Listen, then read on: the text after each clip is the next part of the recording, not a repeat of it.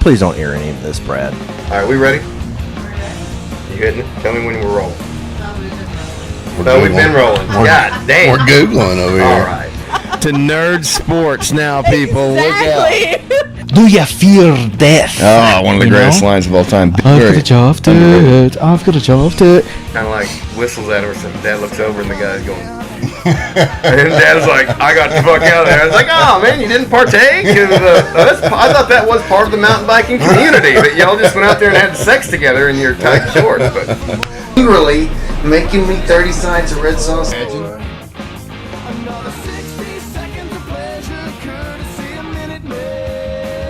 He just hangs it back up. So that's what I was doing wrong the first time.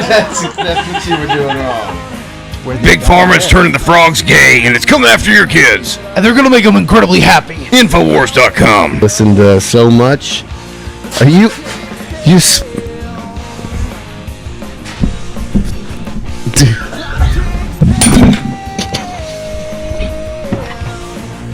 all right, boys. Episode 30. 30. Coming on, man. Thanks for coming on, sir. No Your problem. third time here. Second. Third. Third. Yeah, you're right. My Third, apologies. It is my third, yeah. Yeah, you did the Power Pod with us. Because the Power Pod. I forgot about that one. That was pretty funny. So, what's this about you not getting married? Are we... Yeah, Tell me a funny story about that. my girlfriend seen that podcast. She goes, "Oh, so you're not getting married again, huh? You saved money not being married, huh?" Yeah. I'm like, well, That's the beauty of the podcast. You get it all on record. Yeah. I've had a lot of funny stories of people saying spouses or something like, you said way too much on there. well, she didn't get mad. She was just like, "Oh, so you just ain't getting married no more, huh? You save money when you ain't with a woman, huh?" I'm like, well, you know. Well, maybe. And then we changed the subject. Yeah, immediately. So what's your story, William? I mean, my story is, I live life. I mean, I was raised pretty well, when I was growing up. I had a single, my mom was kind of single, but, growing up, this generation is well changed versus, when I remember being in school when the cell phone was a brick, Oh, yeah? Nokia, it was nice to have a Nokia back in the day. You could play the little games, send ringtones. Man, I love that Razor, man. That Razor was the shit. I don't know if you ever used Razor, but man, I love that shit. That was my favorite phone, actually. Hell yeah, that shit was the shit. And then I got one of them damn Blackjacks, and it had That was a BlackBerry, wasn't it? No, they had the Blackjack and it had the Blackberry. Oh, okay. But you took the Blackjack and it had like a scroll where you could turn the volume up and down on the phone. I thought that shit was cool because you could sit there and jam because it had the little SD card where you can get your music back, but when they started with iPhones where the iPods were popular, I just, I've seen so much in my generation, and a lot of my generation, the kids, they're still living at home. But if I had a motorcycle accident a few years ago, and it's been coming up on 3 years. By the grace of God, I'm still here. What happened there? I was driving up there through Avoca, and me and a friend of mine, he was driving a Harley, and I was driving my bike, and we were just cruising. And I got up into the curve up there, and I was doing way past the speed limit. I shouldn't have been doing as fast as I was. And I went to slow down, and the back tire locked up. And for me, being a kid playing football, I just one thing I knew is you got to protect your head. So you can ask him. The only thing that really was damaged was my knee. My hands I couldn't feed myself. I had both hands wrapped. It was a pretty bad ordeal, but I was back. I will say this: I was back to working in a month and a half. Working. What year were you born? 1990. So I was born 9/9/90 in September. Nice. So what made you want to come on the podcast? I always wanted to try to experience, what a podcast is. A lot of people that when I used to work at Walmart, I worked for Walmart for almost 10 years, and they told me, said, because I have knowledge of, of knowing how to do, when we were kids, they didn't really teach you nothing in high school. They didn't tell you, when you buy a car, you got to pay sales tax. They didn't tell, they don't tell the young generation nothing. So then when they turn 18, they don't understand nothing. They don't understand that they're going to have to get, as soon as they get out of high school, they're either going to have to go to college or they're going to have to do something with their life. But, the internet has changed so much since I grew up, AOL was, man, it was cool to go on there and watch music videos. Were you watching music videos, or were you trying to pick up old ladies in the Arkansas Man, he's still trying to pick up I don't know what you're talking about, man. Everybody call me a player, but I ain't no player, man. I just like to enjoy my life. I don't call him a player. I call him a pimp. Oh, is that what you are? He had some Cadillacs, I used to have 9 cars, 2 motorcycles. He's talking loud now. Now I can take him down a little bit. He's getting in the zone talking about these ladies. Man, women are beautiful, the God's creation, Ain't nothing wrong with God's creation. We gotta love them all, I had a girl tell me the other day, said, I told her, say, I'm magical with my hand, boy. She gonna tell me, she said, now I see why you get women in your bedroom. I said, if you want to go in there, that's on you. I just know what I can do, You get a lot of ladies going through that room? No, I don't get, no. It's not, I'm more like, I'm going to be honest with you. I really like to have, back in the Clint Eastwood days, like you ever seen that movie Hang 'em High when he's got that beautiful blonde chick? That's my goal. I want a girl that's country. She get out. It doesn't matter what we're in. Clothes don't make the person. Right. I might look presentable, but I look at my life as I'm just an old country boy at the end of the day. I was born and raised where we didn't have my dad. He was at the point when he was growing up, he couldn't go to high school. These kids, this generation don't realize what our older ancestors had to go through, where they had to use porta potties back in the day to school. I remember going to Lincoln. When I was going to Lincoln, they didn't have AC in that place. They had the fans going in there, and they had the windows open. And my dad, he went at the age of 13, he had to carry buckets of water to their house. And and he had to stop going to school so he could help support his family. And I think that a lot of the generation, they're not thankful.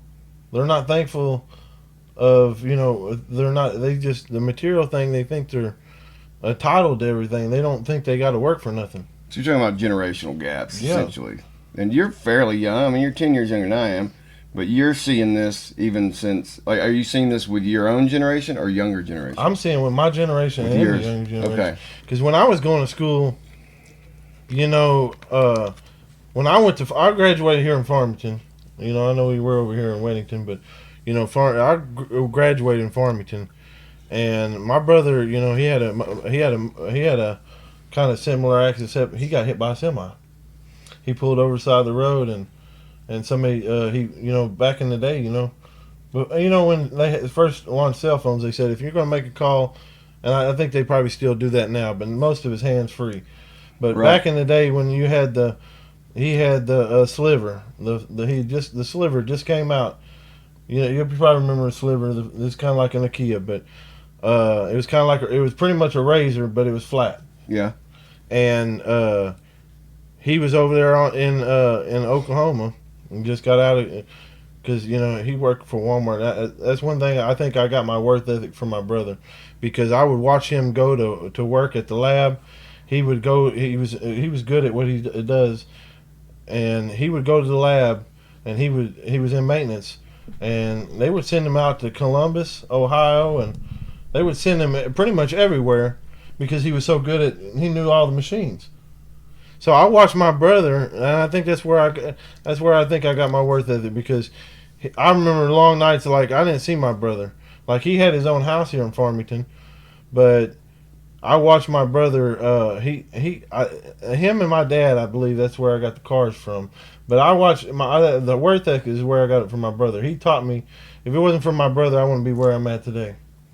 Because he taught me. He said, he always was on me, telling me, hey, if you want to get a Mustang like that Fox body I got, he said, you go out, you can get out here and work for it, and you can get what you want. And that's what I want to do when I find the right woman. What impressed me in the right woman is her work ethic. If she goes out here and she's independently and she has her own house and she has goals, a lot of the younger generation, they don't have no goals. So you on the hunt for the right lady right now? I'm on the hunt for the right one. I mean, I think God puts us in different people's life. A lot of people see me as a player and stuff, but they don't really get to know me. They don't get to know me on a level. It's kind of like back in the day where they always say you don't ever judge a book, but you don't by the cover. Until you get in the book, you're not really going to know how it is. Till you get around somebody, you're not going to really know how sweet they are. Because I'm at the end of the day, I'm a romantic person. I'll put the candle lights on for you. I'll open up the door. I'm the romanticest person you'll ever. And I'm not. I like the music and stuff too, But I think, part of that's what makes a marriage is when you have fights. You go sleep on the couch. You work your marriage out. You just don't go tell your mom or your friends, and that's how a lot of marriages get cheated on. Explain that. What do you mean?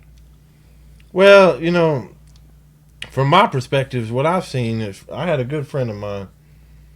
His wife would go out in there and talk, and she tried to talk to me that one day about their marriage and how he wasn't pleasing her, and he would play video games instead of give her attention, give her the time.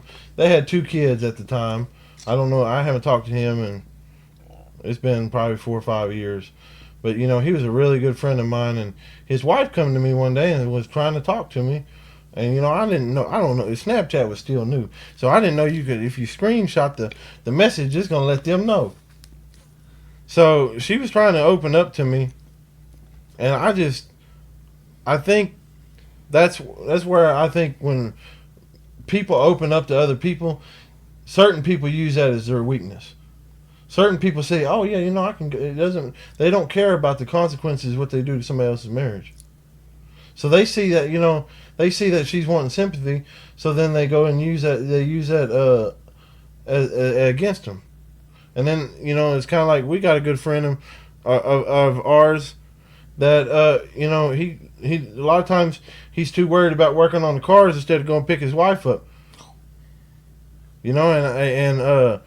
And I'm not mentioning names, but I think in my head, that's where a lot of it is if you don't give your time to your spouse the right amount of time, it's give and take.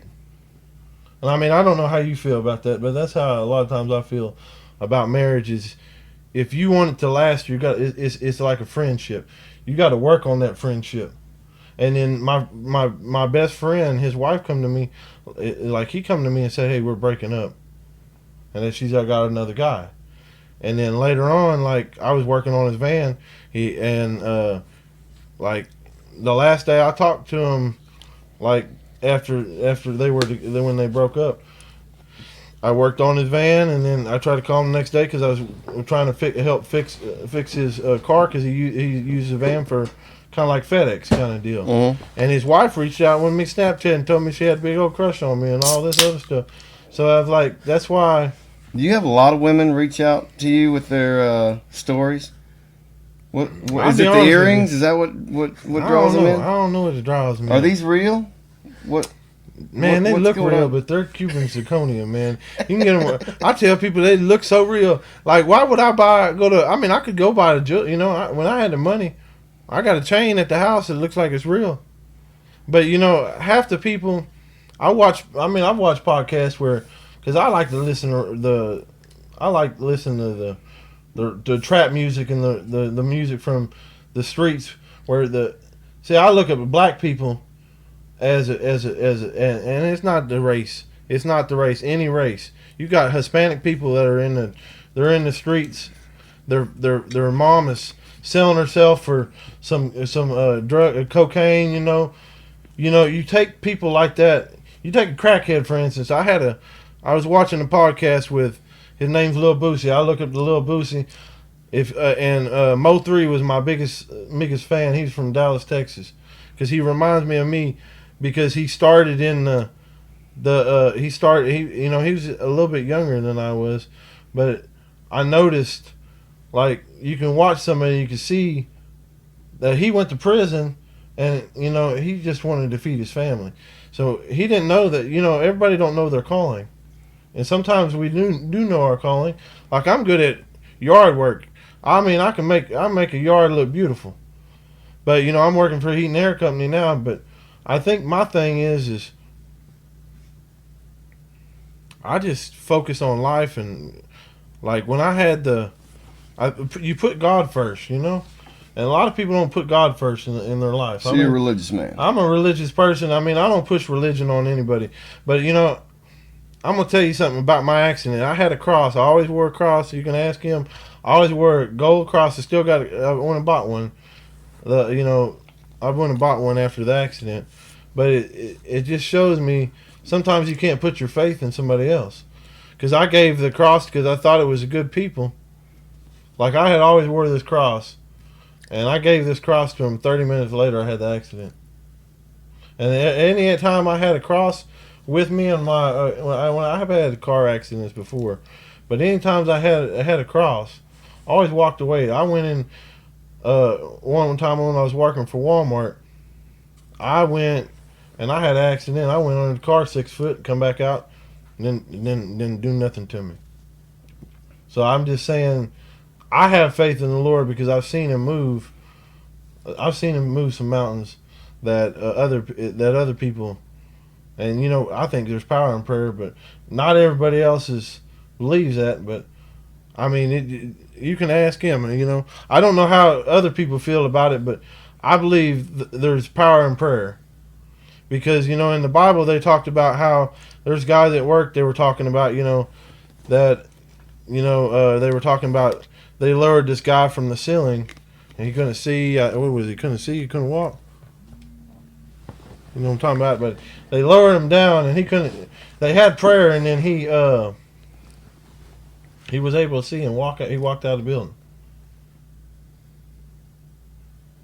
So I think there's to each religion is different. I mean, I think if you have faith in yourself and faith in the Lord, you can conquer it. Because that's where I believe. I mean, I believe in God because I've seen Him do stuff for me. But you also mentioned faith in yourself, because sometimes you got to pick yourself up. Yeah, sometimes it's a confidence. Sometimes you see.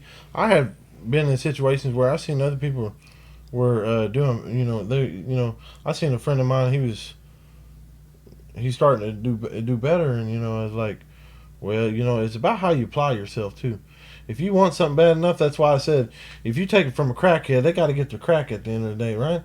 So, I mean, if we want that truck or we want that car, if we want that, we can get anything we want. It's just applying yourself to get that accomplished. Right. I mean, because when I had the car, because in high school, I really wanted, this truck was a 07 Mega Cab with 6.7, I had a 07 Mega Cab white, pushing about 800 horses, and I missed that thing every day. But I think without goals, you got to have something to look forward to, because you can't just go through the day and day just like, I'm going to work and I'm not. You got to want to grow. Like, I mean, I'm sure you want to grow too. You want to leave. I want to leave a legacy for my family. That's my. I watch like the Robinsons, Duck Dynasty. You can see their from generation to generation. You can see their genes that they kept their faith in the Lord, and you can see what God's done for them. And and I mean, I watch them people, and I mean, I just watch. It doesn't hurt to watch people, Because sometimes you can watch people and how they move, and you can learn from them. And Sure, you I can think we learn could all from their learn from mistakes. each other. Yeah, absolutely. That's one thing that's been great about doing the podcast. It's just learning other people's stories, learning how people think, and you find that you got a lot more similarities than you do differences. At least that has been my experience. But did you grow up in a religious family, or is that something you kind of gravitated toward? I grew up in Cane Hill, Arkansas. I don't. You Okay, probably know yep, where that. yep. I grew up in out there by Four Corners, which is Yeah. my church growing up was out there at Cane Hill. Is the church on the, like when you go right there? They used to have the when I was growing up, they had.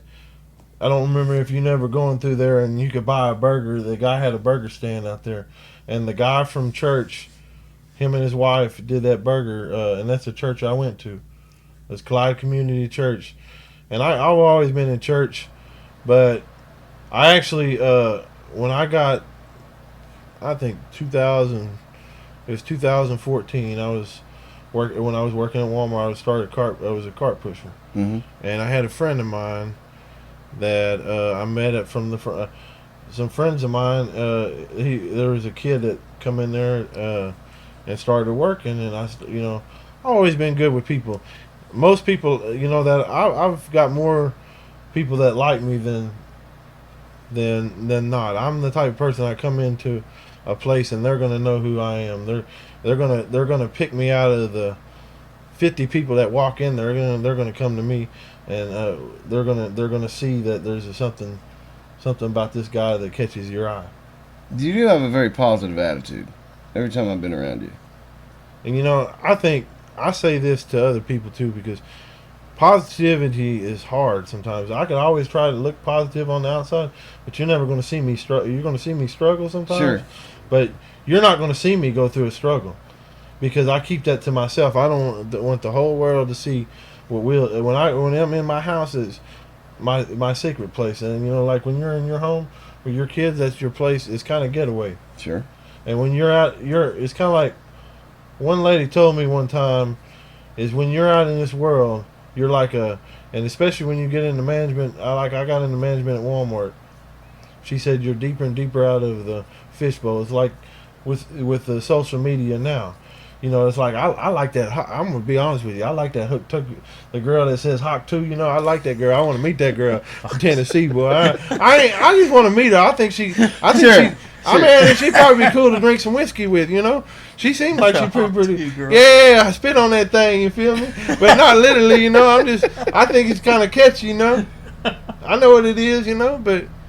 You wouldn't mind letting her do that to you? No, I'm not saying she could do that to me. I'm just saying I'm the type of person. I'm a one woman man. I mean, a lot of women think, man, they see me and they think, because a lot of times people tell me, I look black or something. I don't know. I ain't trying to be. I'm just myself. And I went into Fayetteville. One time, went in the Cox Cable building. I was dressed in all white, and black lady come up to me and said, "Hey man, you looking fine. You fresh." I said, "Okay, I appreciate it." And the guy over there was telling me, "You can't be stealing my customers." I said, "Man, once you get on with that hating ass, you mad because she want to talk to you? I just being myself. Sometimes you be yourself, and a lot of times me and him have a conversation sometimes about how these men that go over here and they see this beautiful woman and their eyes are just popping out of their head like, man, I gotta have that girl. Like, nah, I'm just over there from the distance. I see her, she pretty and all, but I don't look at that. I look at it like this is, man, God gave a pretty woman, but I like to observe, before. I'm not gonna go over there and associate. I mean, I'll let her talk to her and stuff, but I'm not fitting to go over there and try to do nothing, because and I look at it as a relationship too. You see so many people get cheated on. I look at it from being a man. I know I'm single and stuff, but if you were in the predicament, you were say you're married, and your best friend comes over there and cheats with your wife. I feel like if you would do that to me, And I'm taking it from the man's point of view, where he's getting his wife's cheated on him. I wouldn't do that to anybody. I wouldn't do that to somebody, because I couldn't sleep at night. Because I wouldn't want some. I've been an opportunity. I had a friend of mine, his wife, opportunity that, but I thought to myself, I can't do that to somebody because I wouldn't want it done to me. That was very good of you to not do that. I'm like, if you're my friend, like it doesn't matter. I see a lot of people that won't. I give my shirt off my back if I know you need it better more than I do. I give it to you, because this material stuff. A lot of people told me when I had all my cars and everything that I was living in this world, but I wasn't living at a level like the people up in Rogers and Bentonville do, where they're living in a $5 million home, driving Mercedes. They got all these cars. I don't hate on nobody. I just watch them and I say, hey, how did they accomplish their goals? That's what I take from that.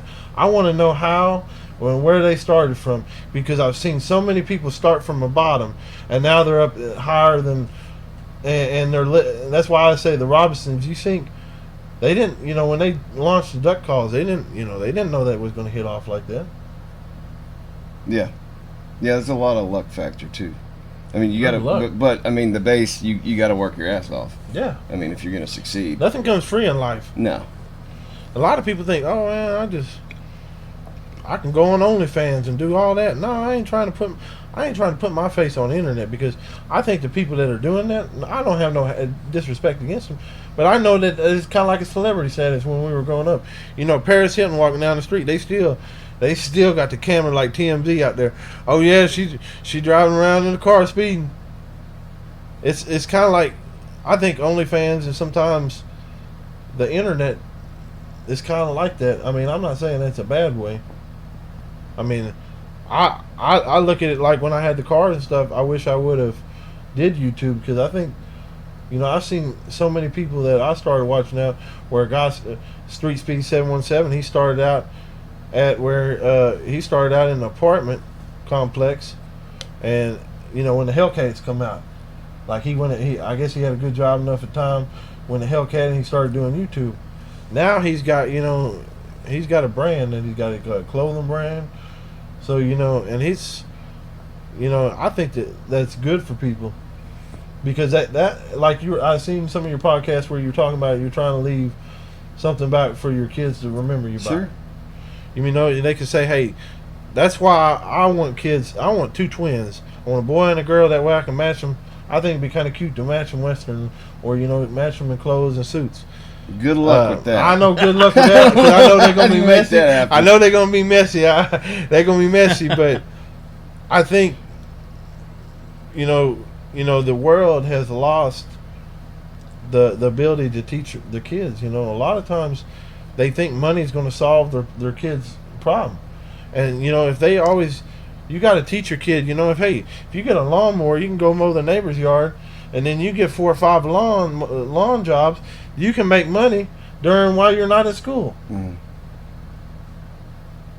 If you teach your kids how they can grow, that's why I really would like to be a parent.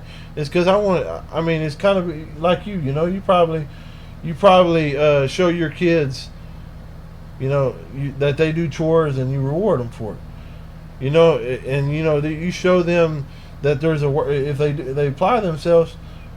I know my brother's son. He's Vietnamese. His mom's Vietnamese, and I've watched him now. His mom does nails for a living. She works all the time. She works 6 days a week, sometimes 15-hour days. I hear it from my brother, because a lot of times they don't have a lot of time together, but they work together, But yeah. I look at I think he's 16 years old, and he went and bought him a Corvette the other day, paid cash. And he started doing nails. Now he's making $1,000, $1,500 a week at 16. When we were 16, we weren't making but probably $200 or $300 if we were lucky a month. And when I first started at Walmart, I remember every 2 weeks was $500 paychecks. Yeah. And the world has evolved so much now that you could back then you could take $500 and live comfortably. Yeah, we've talked about this before. How, I mean, when you wanted money, you went out and you worked. I had a lawn mowing business when I was 15. You know, there was, at least in my observation, you saw a lot more kids working hard to get that money. I feel like parents want to give their kids more than what they had now, and I feel like it's a little easier for parents to just give the kids money without them having to work for it, which I think is a kind of a disservice to them. Because we had to work our asses off. Well, you know, even You quit talking smack about me. I ain't trying to talk smack, man. No, never had. Well, oh yeah, you talking about Lily. He's talking about Lily, ain't he? How did you get mixed up with this fella, Austin? Oh, there's a 90-year-old woman that used to live across the road from us, and he bought her house about 6 years ago, ish. Yeah, going on 7 years. And he just sort of kind of started hanging around, and then we just become So you didn't have friends. much of a choice in the matter. He just moved in across from you. Oh no, he had cars. We had interest. Yeah, no, sure. Yeah, I mean, when I first moved I mean, in, I wasn't crazy about his caddies that he had, even though he's a pimp. But I ain't a pimp, bro. I got the hat for that, you know. But he's got the look. I was trying to be One like day he walked in. He's got out of his Cadillac. He had his little hat on sideways, and I was like, "What up, pimp?" And the neighbor girl was moving in. She was moving in, and she stopped dead in her tracks, and she looked at him, and then looked at me, and then looked at him, and Because I like, you know, I don't know if you've ever, like, you know, older black people, you know, I know they had the little feather in the hat, and I went to JCPenney's. I was like, man, that's a cool hat, because blue's my favorite color. Blue's my favorite color, and I went to JCPenney's. They had this little hat, you know. I put it on, man. It kind of reminded me of Caddyshack. a pimp's hat. Caddyshack, you remember Caddyshack? Oh, yeah. Where the guy, I think it's the second one, or no, it's the first one. He putting that hat on, and he's like, "It looks good on you," and he takes and puts it back on the hat rack. But I mean, I seen the hat. It was like $2 or $3, and because like you wouldn't really catch me in name brand. My mom started when we were kids. I remember going to Kmart. We went to. We didn't have the Goodwill. What was that doggone? Name brand clothing. They had the name brand, and then they had what's that other one? It's like it's up there in Springdale, but I think they got rid of the place. But You ain't talking about Sears. No, the thrift store. Oh, thrift store. She would always go to the thrift store and get clothes, because she couldn't go to Walmart and buy clothes. Yeah. And you know, I didn't know that. So really, 2020 is when I kind of started. I worked for JCPenney's, and I say, man, I can go online and buy Nike shoes $20 or $80 normally, $100 shoes for $20, and that's how I kind of got my shoe collection. I have a whole house full. I still got a decent amount of shoes, but Let's talk about this. How many pair of shoes do you have? I used to have like 150. I probably got about maybe 50. I know I got probably about 100 still. 100 pairs. Like I may 80, 100 somewhere around there. All right. How many do you have? How many pairs do you have? One on my feet. I and a would pair guess of boots. less than 5. Yeah. So Man, when you can buy, man, I wear size 15s. I got a pair of shoes and a boots. That's look all I got. how well this dude matches. He's got the shirt and the shoes matching. The hat matches too. You see the gray, you know. Okay. It matches the blue on the watch, you know. All right. Let's get in it. 100 pair of shoes somewhere in that neighborhood. What is it about Is it about shoes, or is it fashion, or the way you look? Like what's going on there?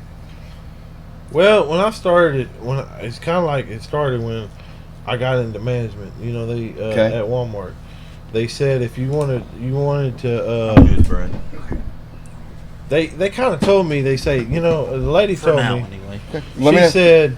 She said you got to be presentable when you come into a workplace. Sure. Even when and you know, I went on job interviews and I see people now, they'll just go in there with hoodies and they don't dress. You've seen that? I've seen that. I went to it was called I think it was Cupid's, not Cupid's, the sex store, but they sell like, it was for Valentine's Day, and I was wearing red like this, you know. I walked in there, they wear red too, you know. So I look like for Valentine's Day. So I'm going in there. The lady said, "You sure fit the match?" I said, but I walked in there and I seen they were in there. They said, "I come in here for a job," and she's in some doggone yoga pants and a hoodie. And I'm just like, man, I want to hire that person with. But I learned from Walmart. That's why I try to you dress for the job you want. Right. And I think, like when I started working at JCPenney's, I seen that I could go on the clearance rack and buy stuff for pennies on the dollar. Mm-hmm. So that's how I got all the shoes. Is because I probably spent maybe $1,000, $2,000 on all the shoes that I have. Jesus Christ, son. But you think about it, you can ask him. When I had the cars, I matched cars every day. He did his That was my blue Cadillac. He'd be dressed in blue with his little pimp hat on. Oh my God. The thing that You're a wild man, sir. I may be wild, but see, the thing that I really want in my life is that's why I like women. You know, I like women, but I guess that's part of me that not everybody's going to understand. When you came from having nothing, yeah. it kind of, when you realize you can get the better things in life, it's kind of like you go from a raggedy barn that's fitting to fall down to going to a house that, you know, has got working AC, and is, to me, I see a lot of people that are wealthy, and they don't see the beauty that they have. They're too stuck in the day. So part of your experience growing up and not having a lot has not having a lot taught me to be thankful for. Right. So that I gratitude. Guess that, and here's the thing too. My brother's wife has a. How many brothers do you have? Just I got one? Two brothers. Well, technically they're supposed to have three, but I technically count two brothers. Okay. And my they brothers, both older? They're both older. My brother, the one with his wife's Vietnamese, and she was over in Vietnam, and I think, you know, she was over Vietnam culture. They were lucky to even wear a shirt sometimes, even have shoes. So when she came over to America, now she's got a clothing addiction. It's kind of like some people, it's a culture, not a culture shock, but I think it's because when you live without something this young generation that their parents always give them stuff. Okay.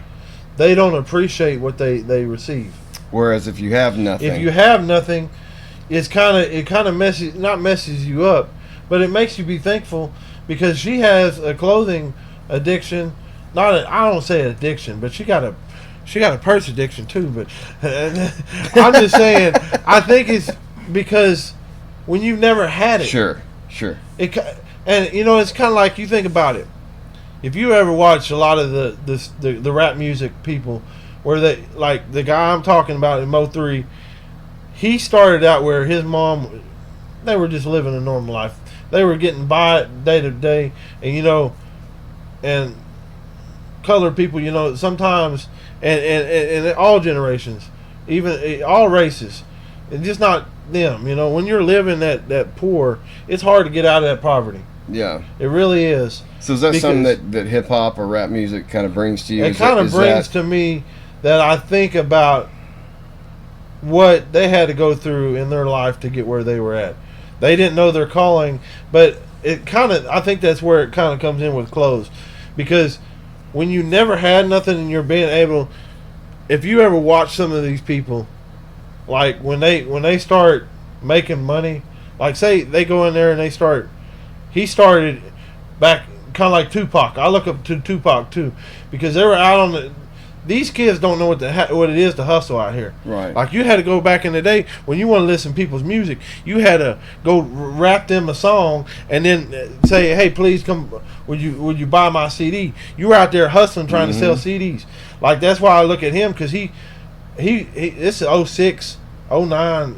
You know, he started going out there, and him and Rainwater was going out there, and he just got out of prison. So like he his family told him, because he was always good at singing in church. And I've watched people like Vlad TV where they pull these people from the streets that are rap artists, and I think it's a lot of clout chasers on the internet, and I guess what I'm trying to get to is when you never had the nice things, so you take somebody that's never had those clothes and stuff, and they're able to provide for their family. So the guy that he was going in and out of jail, so his mom lost her car, the house.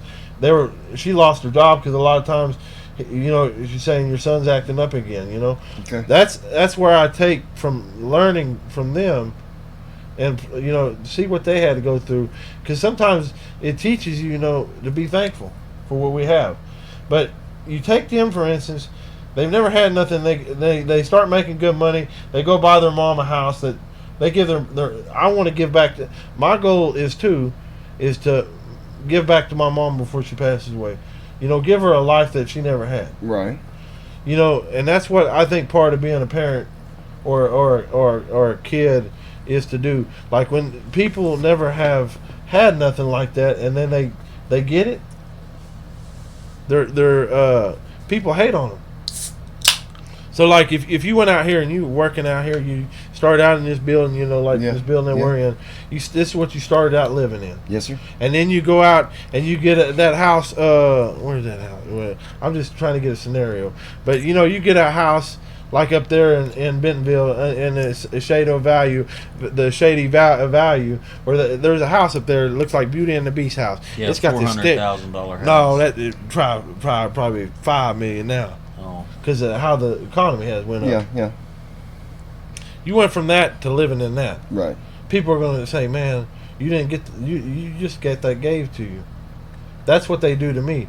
They see me roll up in a basic vehicle, and they already judge me before they get to know me. But I see that with the rap artists too. Like, sometimes when they start wearing, I look at, like, when I wear jewelry and stuff, that's a repetition of what the Lord's done for me. Like, it says, "Let your light shine." Well, I want to stand out from the room. I want to stand out in the room to show you what God's blessed me, because I'm lucky to walk, because I had 2 knee surgeries. That's interesting. Because when I had the accident, it tore this whole knee out. It tore the tendon. I hit a rock pile, and it had rocks in there, and they had to dig it out, and they had to scrape all that out. And now, man, I was screaming to high heavens in there because it hurt. Because when your body's in shock and you still feel that pain. Yeah. So, and it still hurts. It still hurts walking sometimes. But I look at it as a blessing, because I know so many people that have went through a motorcycle accident, and they're crippled. They can't walk.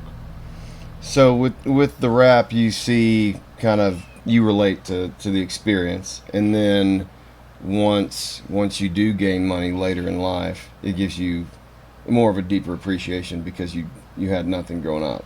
Because you're not promised, you're not promised. Even if you make $1 million, you can lose that $1 million in a day. You're not promised what you're. Yeah, nothing's guaranteed. Nothing's guaranteed. No. Like that's what I try to tell people. Just because it might look like they're doing fabulous doesn't. You a lot of times that's I guess where I see too is a lot of just because this person has all this nice stuff. He might have all that stuff, but he's building up because he really wants love at the end of the day. And that's one thing I think that a lot of people take a lot of possessions and they put all that nice stuff, but really what they're really looking for is you can't buy love. You can buy love that's going to only last for an hour or two. You can buy. You got more stamina than I do. You can't buy no love. No, you can't. And I think that's where a lot of people they can't understand that that's what they want. So you think it's like a compensation that they're trying to fill that void with, like, material possessions? Or a lot of times I think that's why I say I want the right woman, because when you have the right woman, the money doesn't matter to me. Right. The money, if we live in a shack and we're happy, I got food that I'm putting on the table and we're happy. I mean, I could take all this clothes off. You can ask him. A lot of times I'm wearing raggedy clothes because I don't forget where I came from. A lot of people, when they reach that top, they forgot the passion that it took them to get there. Yeah, I have seen that. When he says raggedy clothes, make no mistake, we have raggedy clothes. He got some nice clothes that he calls raggedy I clothes. see. Yeah. It's not nice clothes. I got an old Walmart T-shirt on, and when I was cart pusher, it's cut sleeves off. To me, it's raggedy, but I've got some holy clothes. I do got some holy shirts. Because see, it comes to it too. It's like when I bought the house. Like he probably didn't get to see me before, but there's friends of mine that actually seen me. Like there's a friend of mine that he passed away last year. And he was really into his church. He did live stream for his church. He passed away, and I miss him dearly. But I'll leave that at that. But when I was just starting to grow up, like I started at Walmart. I started out where, like that's why I say my brother was a big part because he taught me. When you get to when I started out at Walmart, I was paying him $500 for rent, and back then, when you're making $725, that's a lot of money. Yeah. When you're paying $200 for car insurance, and then you're trying to feed yourself, he taught me that, and that's where the clothes part, like a lot of I sometimes I wear them, but he probably ain't seen them. But I got some shirts in there that got holes in them that I used to be like him, in a way. Like, you see him drive around. Sometimes his shirts are holy. I ain't nothing wrong with it. I support that with all attention because you got to do what you're comfortable in. But I used to be the generation where you had them doggone jeans like you got on now, and they're doggone stained from working on the car. Yeah. They're out there. You're out there working in a chicken coop. That's where I came from. But I never forget. So you that. you don't want to go back to that. Like if I had love in my life, I don't really care where I go, as long as I got the right person in my life. That's why if I have the right woman in my life, I don't care where I go. So if the right woman's watching this episode when it comes out, how's she get a hold of you? You on Facebook? I'm on Facebook. How do they reach? What's the last name? Harding, Harding. They call me Will Hard. You feel me? They call me Will Hard. Girls say speak the truth. A lot of women say the N word to me. I told you he's gonna say that. Don't say that. But I mean, no offense. I know what you're saying. I know that's a joke. Because see, when I had my motorcycle accident, it's a joke. Don't take that as offense because it's a joke. I always took the ing off just to make it sound kind of funny. It's kind of a conversation piece. I'm Will Hard. You feel me?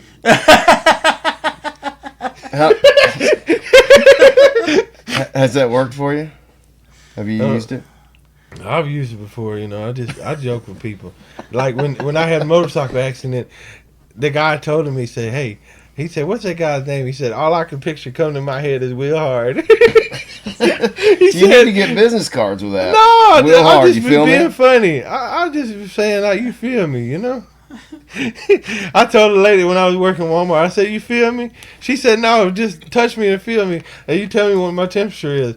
I said, I was remembering one day I was, because, they got different slang. So, like, I was in there eating some food. I think it was some Skittles, because they come out with the little gummies now. And I was sitting over there. I said, man, these are fire. And the lady's like, are they hot or something? Right. Because some people don't know what that means. They have to look it up on the internet. I had an old boy sending me a Facebook message and sent me a picture of his drum kit. And so I said, yeah, that's a sick kit. And he goes, you don't like it? No, that's what, when I was young, it was bad. Oh, that's bad. And our parents were like, wait, it's good, but it's bad? What does that mean? Now it's sick, Yes, sick. Yeah. Slang changes, it evolves. William knows a lot about slang. Oh, I'm sure he does. He's got some good catchphrases. You want to go through some of those? Well, I got one. Keep it right, keep it tight. She'll dance all night. There you go. And Let's get it. Nicole, I hope you're listening to this. We gotta get some T-shirts made for this guy. Cause see, I just try to. I think a teamwork made the dream work. I use that a lot because yeah. I had a guy told me that one day. He said, man, this damn job and this some bitch, they don't appreciate us, and it's the day to day. He's just like, man, I'm doing all this shit for nothing. I was like, you got the right team, man. See, I learned that from management. It's like I was at work the other day, and they were talking about, they were saying, well, we need this dedication, they need this, they need that. I'm like, you want dedication? The jobs have lost their ability to treat people as human beings. Because I watched a video the other day where a guy was talking about he worked for a company for 5 years. They gave him a little gift card, and then they said, well, we're gonna have to let you go. Yeah. And thank you for your service with this company. Right. His grandfather passes away. And this kind of hit me hard, and I thought about it. He said his grandfather was dedicated to this business. He put money into his IRA. He, pension. He built a pension plan. He worked for this company for 30 years. When he turned 30 years with the company, they gave him a Rolex watch. And he respected his company. He pronounced it dedicated. Did this for this company, and when he goes to retire, they cut his pension in half. So now he's not going to be able to make the money that he was supposed to be making. Sure. Because his company did him wrong. And he was dedicated. And then when he passed away, his grandmother had to go take that watch, sell that watch so she could bury him. Right. See, we have lost the meaning of what it really is to treat people with respect. You want to gain somebody's respect when they're when his boss, I would say his boss, has done him right. Because when he had the accident with the tow truck, his boss took care of him, gave him. He just didn't say, hey, I don't know how you're going to pay your bills, but he come up with his job so he could still live. It wasn't probably the money he needed, but he still got him through that. And that's what I think we as human beings. That's why I said I give my shirt off my back, is because we need to show that people matter. Because like when Jesus was here on this earth, he took all those fish and those 12 loaves of bread. What was it? 12 loaves of bread and a fish. And he fed the whole. And he multiplied it. And he multiplied it and fed the whole thing. And even when they had the Last Supper, everybody ate. It just wasn't me, you, and Austin. It was everybody. Mm-hmm. And that's what I think of how I want everybody to win. I want everybody to feed their family. That's why it doesn't matter if you're rich or you're poor. It's how you, if you got a company and you're making wealthy money, reward your people. Don't sit there and just say, oh, it's all about my profits. It's not about your profits. Well, but they're incentivized to make it about the profits. Because the board and the investors want a return on their investment. Yeah, they want a return. Once you get past a certain level, you're looking up, not down. And that, then these people, they're just numbers. They're just a cog in the machine, and they're not viewed as people. I get what you're saying, 100%. Because as a nation, I know they're trying to, I seen the deal where they were trying to take out Trump the other day. I will say one thing about Trump is he fights for our country. When he was in there, you never heard anything. He was getting around along with everybody. He had everything going smooth. And then I'm not trying to get on the political state, but I just think that why do we want to put a child molester in the office that we got now? He kind of to me he's not a child molester, but he's so damn old. He goes in there, he's like on the damn, sitting there having a conversation on live TV, passed out. But he's been doing that for 4 years. Why the hell we need somebody in there? We need somebody. He actually stepped down. He's not running now. He's not running, but he's still so apparent. He's not in good enough shape to run for next term, but he's good enough shape to finish out the term.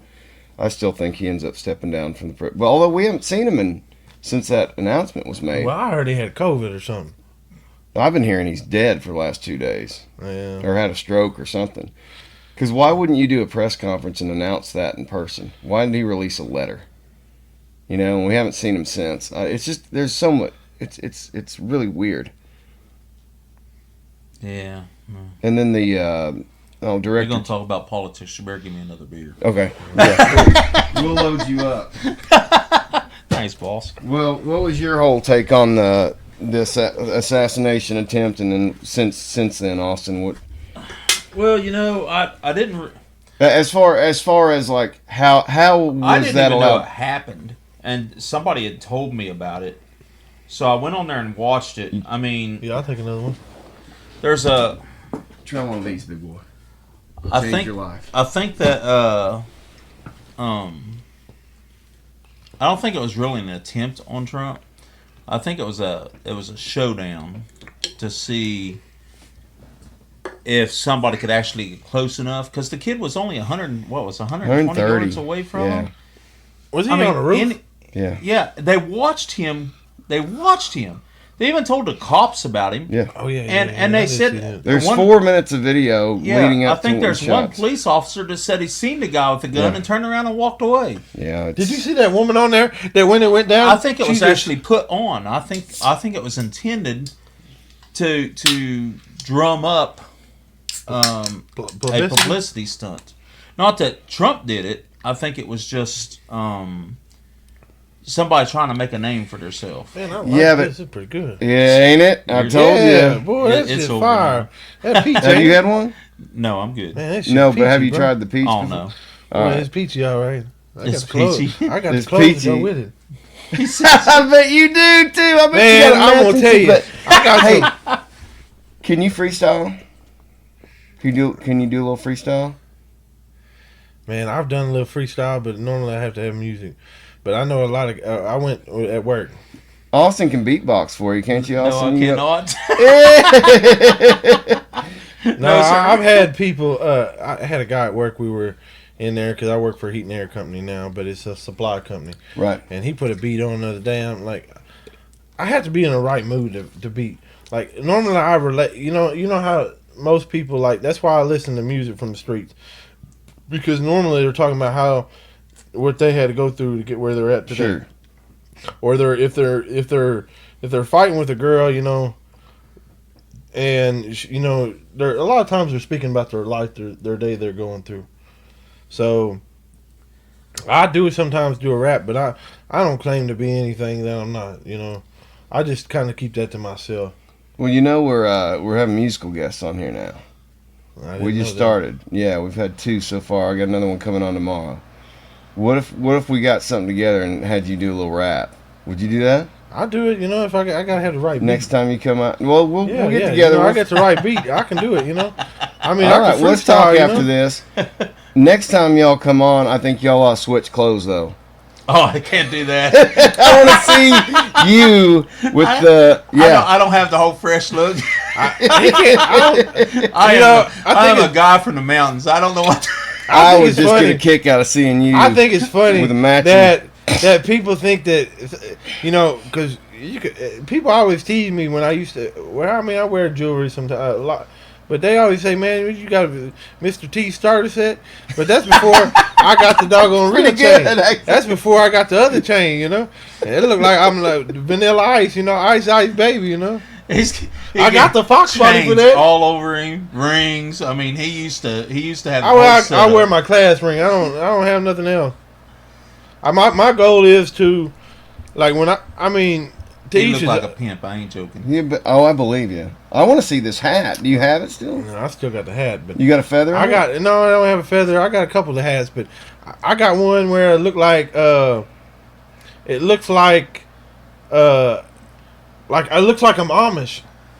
Like remember that last Oh, year I had yes, my whole beard. yes. I had my whole beard with my shades on, and I had the lady, because when I bought the house, the lady had this straw hat, and I don't really, you wouldn't normally catch my hair with a hat on, but I'm wearing one today. But I normally have my hair spiked up. And I mean, I go to a barber. I didn't realize there was a barber. You can go to get a barber. I think it's cheap because he's good at what he does. I go to him now, but he can line you up and a haircut for $12. You can't go wrong. But I'm talking about flake razor on the sides, everything. But when I wore that hat, I put that hat on and took a picture of me myself, and I looked like I'm an Amish person with the red beard. I thought it was kind of cool. I need to see these shoes. You need to bring some of these over. We can go through some we of don't those. have enough truck space. No, I mean, well, we don't have no room, man. We don't have no room. That's why you wear a 15 shoe? I wear a 15. So is it true what To they 16. say about the size of your feet? Yeah, size doesn't matter, you know. Hey, it's truth, you know. Truth will set you free. I mean, I was told, you know, some people. Somebody was telling me the other day. They said, you know, just because you got big feet doesn't mean you ain't goofy. I said I ain't Donald Duck either. But I said, you know, but I mean, I thought about it. Somebody said something about goofy. I said, and I told the neighbor girl the other day. I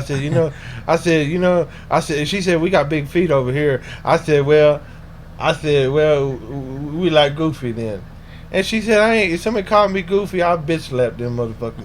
I said, I don't know why the hell you gonna bitch slap them. I think it'd be kind of funny to have the clown shoes on. I got big feet, shit. I might as well dress like a clown.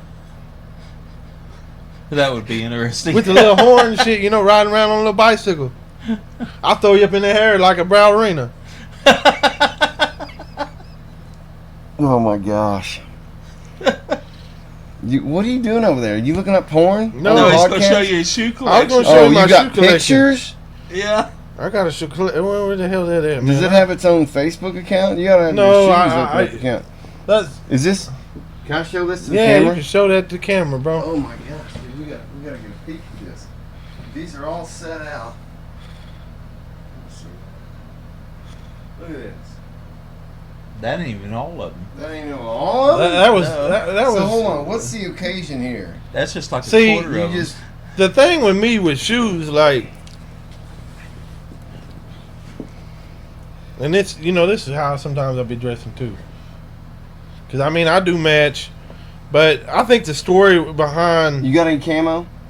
No. You own any? I do got some boots, man. I wear boots.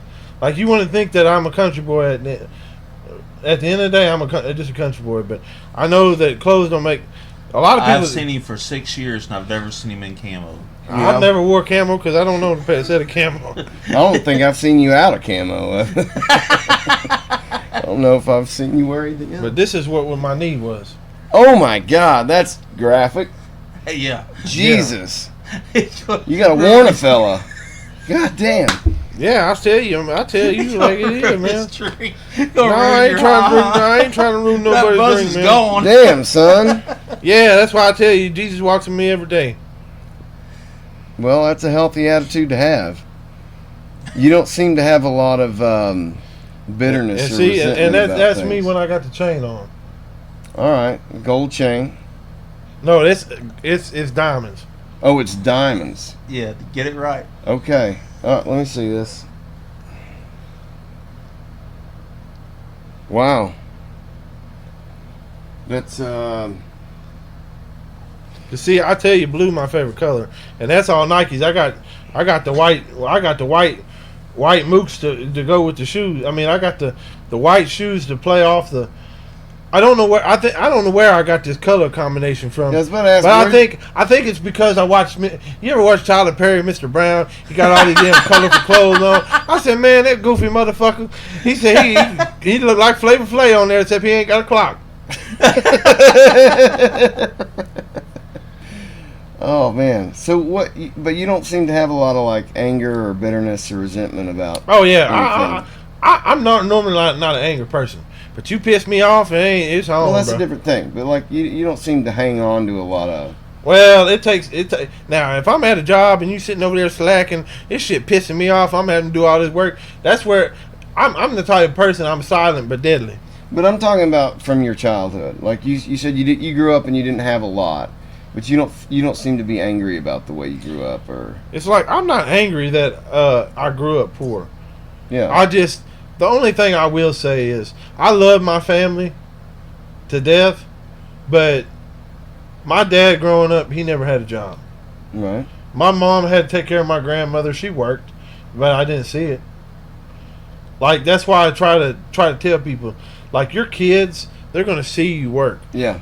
If they don't see you work, and a lot of times, they don't understand. Daddy, mommy ain't at home, and they're giving them money. They don't have no time, because a lot of times you think about it. If you work for a major corporation, you're like a CEO.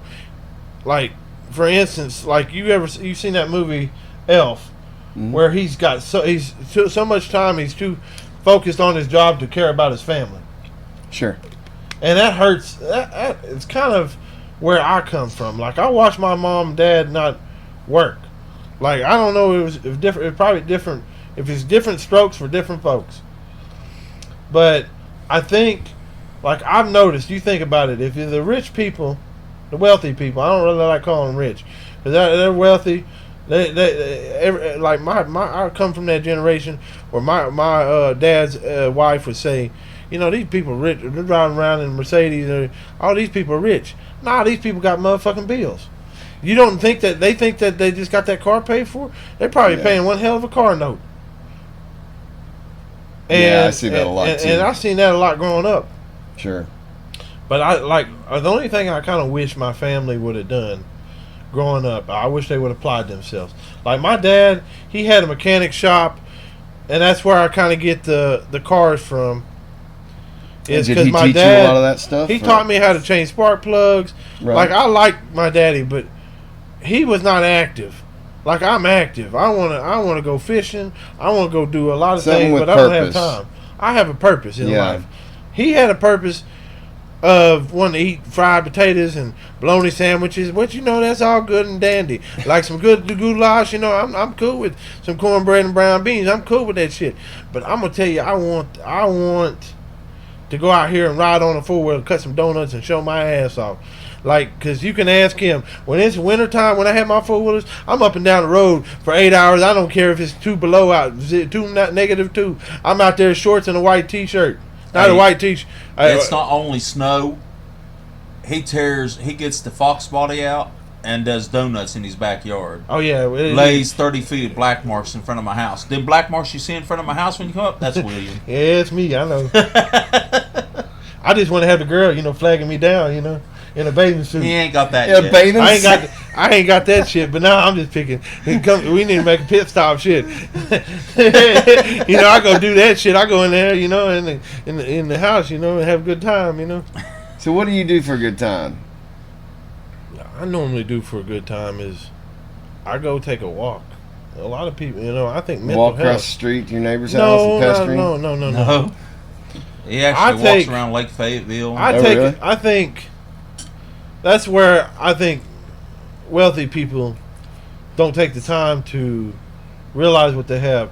Sometimes appreciate the small things. Going out and taking a walk, you see that's why I kind of like, it's kind of like being out in the country, but it's not.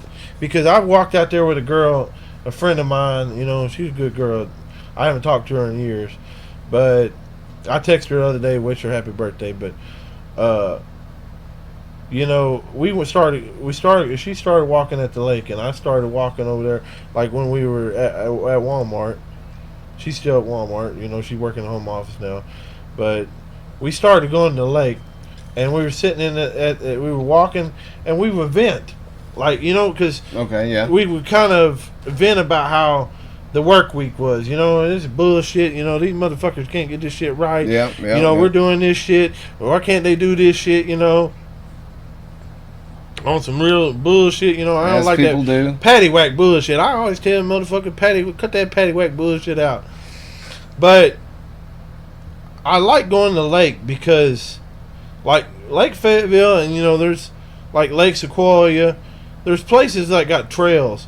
Like, because when I was in college, I went to college for small engine repair, and I wanted to be a certified mechanic. My goal was, when I was a kid, I love chemistry. I want to be a scientist so daggone bad. And I remember I wrote a deal when I got it. Like That wasn't to make methamphetamines, was it? No. Okay. No.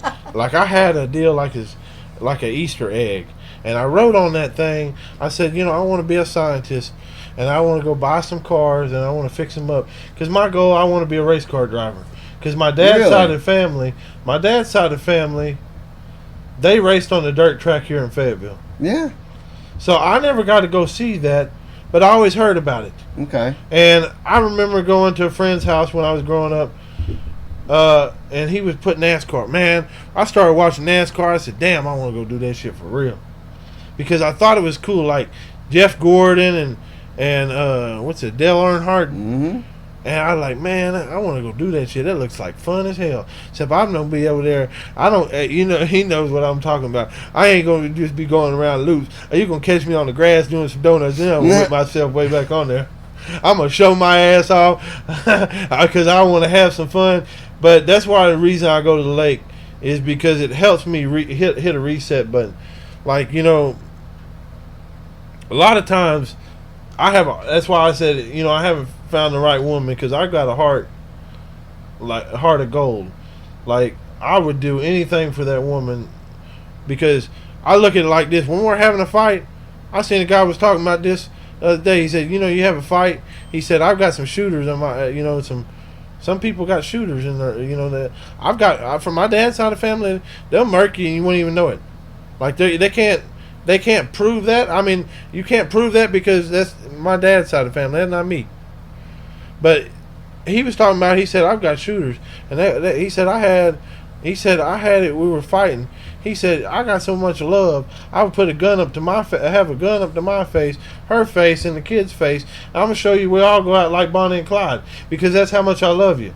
But I want to do that personally, because I think there's a matter of love, that there's some people that got a heart that you can't play with.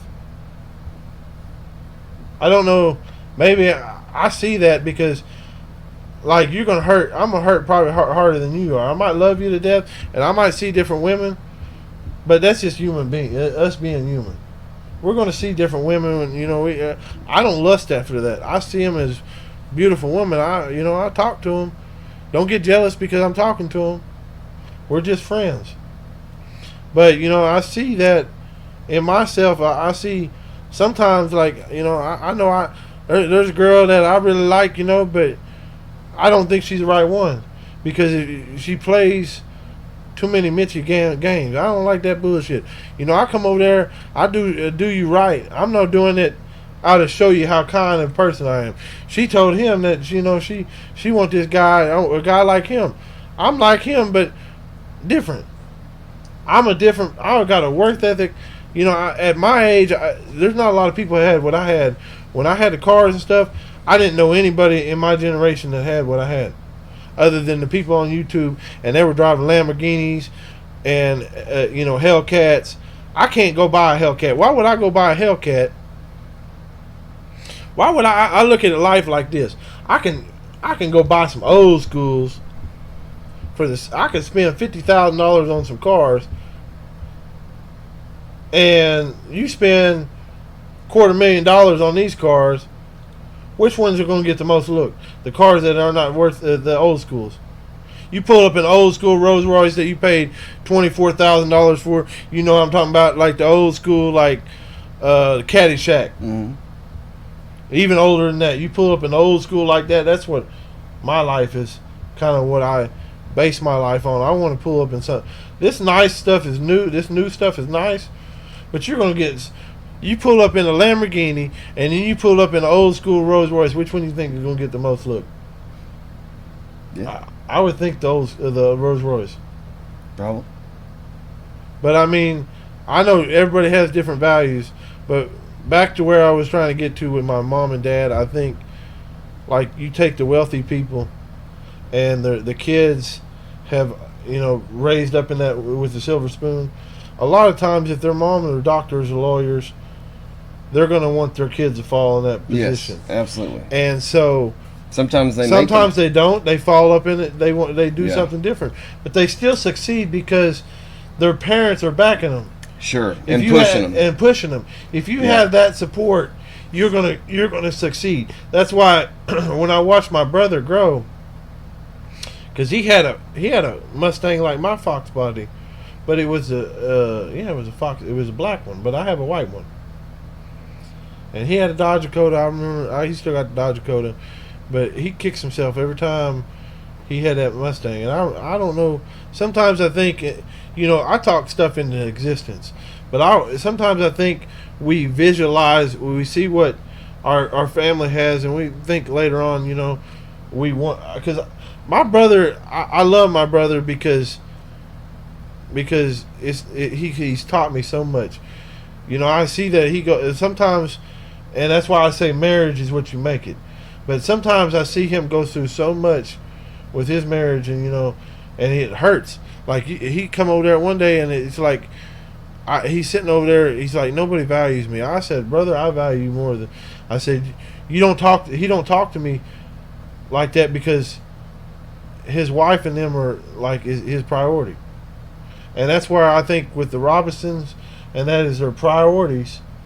They keep their family together. It's like a lock and chain. Right. If they don't hear, like when I call, if I don't call my mom at night, sometimes she'll call me. If I skip a day to call my mom, because I love my mom and I love my family. Because you got to take your family. Like I was telling him that one day, sometimes you got to call your friends to see how they're doing. Sometimes you got to call your mom and tell them, hey, I just love you and I want to check up on you. Sure. Because you're gonna, when you get older and you don't have them around Yeah.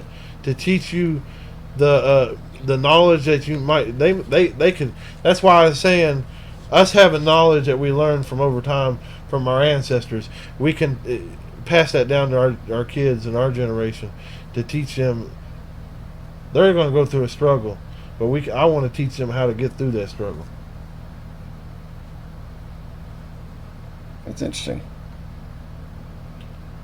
So like if you're wanting to know, like if you want to buy a house, Mm-hmm. you're going to have a good credit score. When they go in there and they're going to go the search history of how you paid all your bills, they're going to want a history Mm-hmm. because you're just another number to them. But if you got a history, it's kind of like our ancestors. That's why I said, the wealthy people, they're either gonna succeed, or their family's gonna give them everything, and then when their family goes away, they're gonna get into drugs and stuff. And I've seen that. You've probably seen movies like that where they get into they're so used to their family taking care of them, Yeah.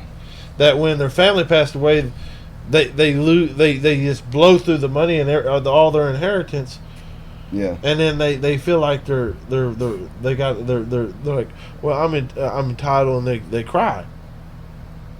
But it's not because their parents didn't teach them right from wrong. It's the kid's choice.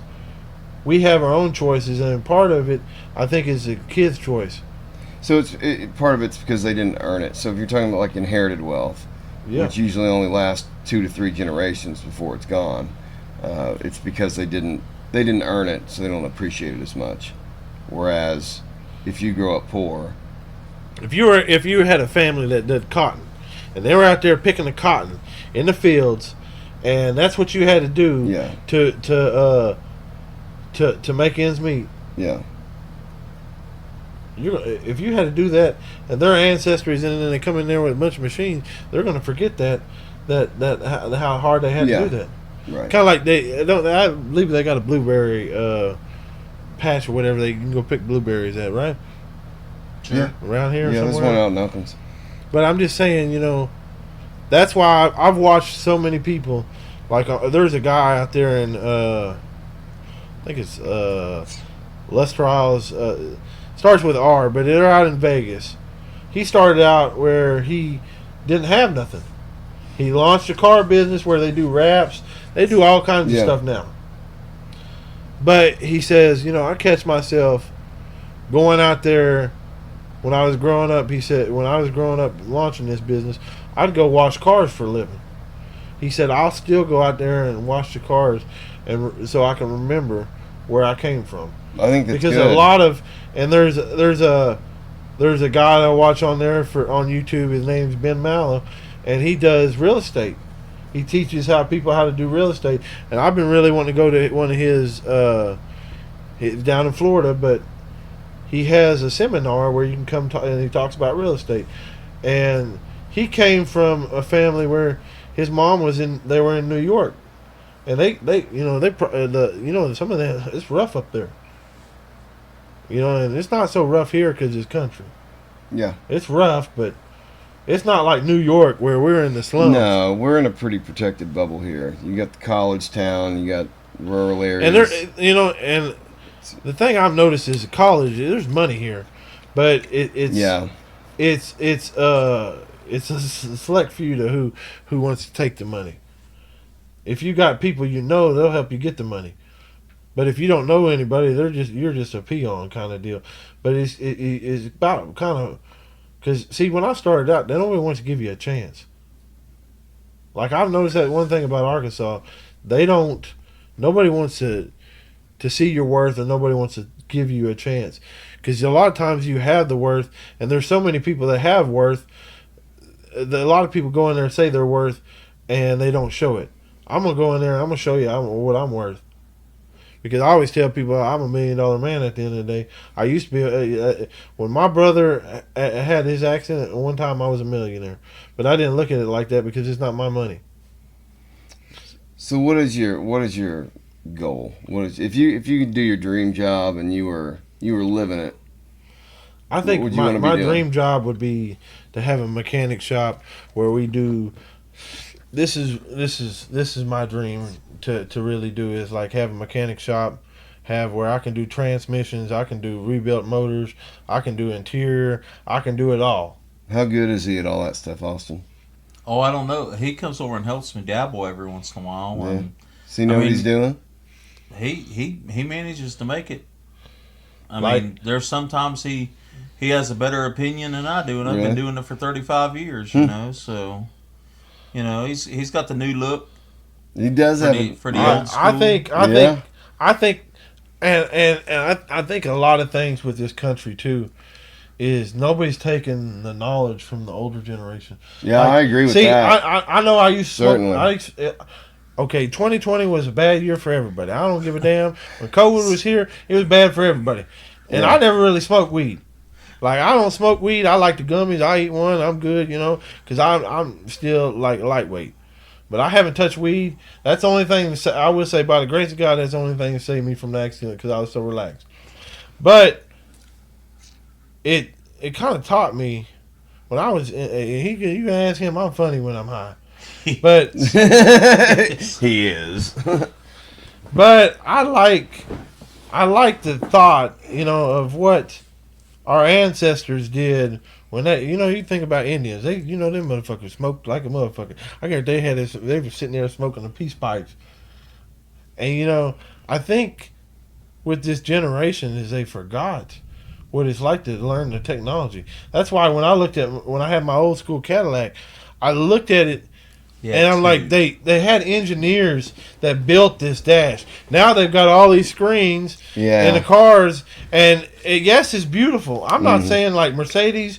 Man, I like to have one of them GT63s, boy, with the V8 with the twin turbos and the downpipes.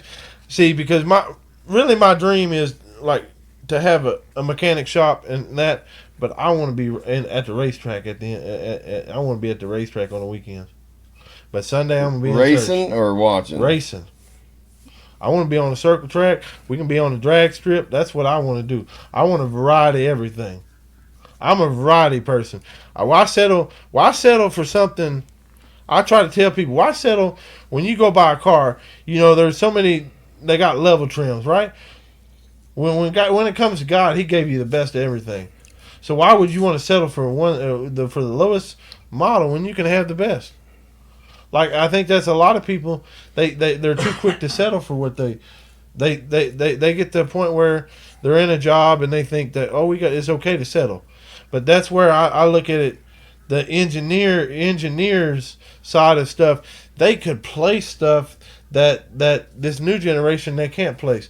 It's like you watch that movie Flight, where he drives that plane and he drives it upside down. Yeah. And there's so many people that try to do the same scenario, and they cannot fly that plane.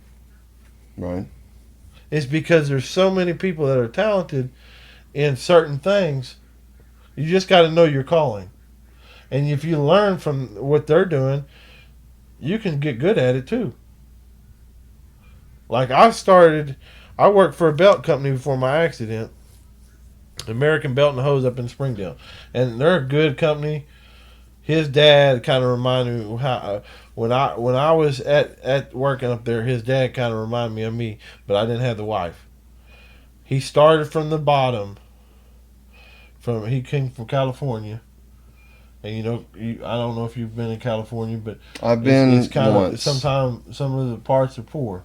Sure. So he came from being poor, and he was working for a company, kind of that made belts and stuff like for Tyson's. And he was doing that, and he had working with people, and he thought to myself, well, why don't I go launch my own business? Yeah. So he took and he did that business. He said, I'm going to do it better than they did. So he took their ideas and he went over there and made his own business. And now it's I haven't talked to him in a while, but they're good people. But it taught me how it taught me that you can get anything in life with what he did for his family. Like his family, his wife always had I think his wife, because that one day we were sitting in the office and she said people should never live check to check, and I kind of made me mad because I said I've lived check to check my whole life. Yeah. And I mean there was a point where I reached that where I didn't have to worry about the checks. Money came in, I'll pay these bills, but sometimes people, it's why I said different strokes for different folks, because some of them people, they've never had to go without. It's like when they were at work the other day, they were sitting there telling me that we want this dedication, and he said I want to bring my wife up to this establishment and be proud of where I work. And he's like a regional person, so he's all around these different deals. I thought to myself, a lot of times these people are not on the same level. He's probably never had a struggle in his life, because his mindset is different than like a poor mindset. Some people that have had money their whole life have a different perspective than what it's like not to have money. Do you think that's one of the biggest divides in this country? I know a lot of people make it about race or gender, but do you think it's class? I don't. I think Both. I think it's both. Yeah. I don't see nobody should be racist. Nobody should have race. But see, you want to get on. This is how I feel about race. The thing that I don't like about certain individuals is you see some of them they live off the woman. They take from the woman. Why would it take from somebody when you can add to them? If you want a goal, like that's why I think the perfect marriage it's a give and take, but you know where you're trying to get to. As long as you come together and work together, it's not going to be. And some people think it's all about 50-50. She pays 50% of the bills, and you pay 50%. That's not going to always work. We've never had that. I've never had that. Well, marriage is relative too, because relative to who you're with. Well, what your responsibilities are. Yeah. I know couples who don't have kids who think they're busy and stressed out, and that's relative to what you know. Now drop 4 kids in the mix and tell me how stressed you are and now. I've seen it. I've seen it where I was seeing a podcast. He was talking about an interview, and he was talking about. He said, and this is a colored guy. He said, he said, why would I want to date a black woman? She gonna make me go out here and work. They held him accountable. He said, I can go get a white woman and have a baby with her. She'll pay all the bills. I don't have to do shit. Wow. Well, and he was talking about it, the truth. And I mean, and I thought to myself, and it's different. It's and every culture has different things that they could work on. Yeah. Yeah. But I know a guy that I work with at work, and he's a good Christian guy. He came from Louisiana, so he come from where Lil Boosie is. You know, he comes from the little street music, and he said he used to be gangbanging, you know, back in the day, because he said I can't listen to that music because he said I want to be in the car pulling out the chopper, pulling the AR, you know. He said he said if I listen to he said, if I listen to certain, I'm not saying Lil Boosie, but he was talking about Young Boy, and some of this music, it makes you want to get in the car with a gun and get it. And I thought, I was saying, he said, I can't listen to the same music like that anymore. And I thought this, I was listening to it the other day, and said, man, these people have fucking work, and some of these people I just want to take a gun and just drive by a motherfucker a couple times. I said, I see them at their favorite restaurant, I want to do that shit, for real. And I thought to myself, you know, that's what, sometimes what we listen to helps distract us or what kind of mood we're in. If we listen to good music, it puts us in a good mood. Sometimes if we're listening to bad positivity, that's why I tell him, like, sometimes when there's negative people around, I don't want to be around negative people. I want to take that negativity and turn it positivity. But sometimes you be around that and you be going through the same problems and you kind of add to that negativity. But I want to be around the positive people that are because positivity at the end of the day is going to win. It's kind of like if you have people that are positive, you see them succeed more than people that are negative. Man, I got to worry about this light bill. That's true. How I want to do this. You can't. You know, I was in that same mode. Like when I was younger, I was like, man, I got to pay this damn car payment. Yep. I pay $500 a month for this damn car, and I had a girl at the time. She gonna tell me, she said, "Well, I don't know why you driving around and why you paying that much for a car." I said, this bitch nice. I said, this bitch nice as hell. I said, and then I think, man, I got this fucking car payment. Because I remember I took her out to eat one time. We went to motherfucking Steak and Shake, and I bought her some food, you know. And then we went to fucking Malco, and I spent like fucking $50 or $60. And I told the bitch, I said, you know, I could have bought 3 or 4 tanks of gas for what I paid for us. I said, I ain't even fucking get laid either. And I told that bitch, I said, nah. And then when I'll say this. Why couldn't you close the deal? What happened there? Because what happened, I'll tell you what happened. So please do. I met her.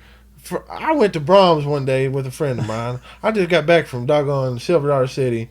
Me and a friend got back. I went to Brahms. Shit, I'm sitting in there. You know, I cruise, go in the bathroom. You know, I'm going there and wash my hands. She's cleaning the bathroom. So I see her, and then my friend, his name was Tim. He went over there and because he was. That's when I was kind of going. I went to used to be the when I first met them. Like we were going to church 7 days a week. My mom said I ain't never seen you go to church that doggone much. But he was in that deal where he knew all these revivals, so he was a good Christian guy. So I kind of like we went to Brahms. He said like yeah, because he knew this girl from her family, because they went to church over there where his mom went to church. So then I went in there, you know, I'm like, you know, she cool, she nice, you know, I just seen her, talking to her, you know, and next thing I know, she sent me a friend request on Facebook. So then I went on Facebook, and she said, I hope you didn't mind that I added you. I said, I don't care, you know. I said, I just get along with everybody. I look at it as a friendship. That's why I look at Facebook as, now it's just kind of gotten off the beaten path. The only thing I really like about Facebook now is Marketplace. You can go buy there. You don't know what you're fitting to buy on there. It's kind of like, it's like going to a casino. You know, it's like Jeopardy sometimes. But that's how we kind of met. And then she told me, she said, well, I just got out of a relationship. And, you know, now that I'm older and a little bit wiser, I'm not going to date a girl that her ex lives across the street. And that's kind of what happened. Like I was the type of person, and I'm the type of person I'm going to treat you better than you've ever been treated. Like I look at it like this: when we get a hard day at work, I'm going to give my girl a foot rub. Well, hold on. When was the last time you had a girlfriend? About 2 weeks ago. Something Well, like that. if You you're call treating her a her, girlfriend? I don't know if she's a girlfriend or not, but I That's supposed to be in a date. acquaintance. I guess acquaintance would be good. It's been a while since I really had a real relate. how long of a while? When you're in a serious, like it's 6 years, like 7 years. I don't know. Probably like it's probably like what he said. Probably 6, 7. Well, I had a girl for about 2 weeks, but that's a generation thing. Is you don't know the person till you have to find out later on that they sleep around with everybody. I'm not that type of person. I'm a old fashioned. You know, you not wait till sex till you're married. hold on. but- See, you wouldn't have sex on a first date? I mean, I'm not opposed to it. I mean, you wanna do it. These days it's different, but I mean, I know I seen this girl the other day. She told me, she said, "Well, you got to get a checkup." I said, "I ain't been with that many women, girl." I said, "My body count is lower than yours." It's because I don't look at. I want to get the. What's the number? Like probably like Really low. I'd probably say 4. Okay. Like because I've been with different women, but I don't do that because I want to get to know you before I put that confidence in you. To me That it's cock about in you? that The the confidence. before I want to get to know you. I'm not Not the cock. I want my confidence to. I want to get to know you before. All right. I want to get to know you before that. Well, let's talk about this dream gal. Let's say you meet her, but she's 50 years old. Is that a age problem? ain't nothing but a number. Age, so no age. So the age doesn't matter to me. constraints, as long Just as they're because legal. she might be a little bit older. Because I worked for a company the other day, a few months ago, and a guy was he's my age and he's dating somebody who's 50 years old, and I mean there's an age gap. Yeah. And she's told him, "Why don't you go date someone that's younger?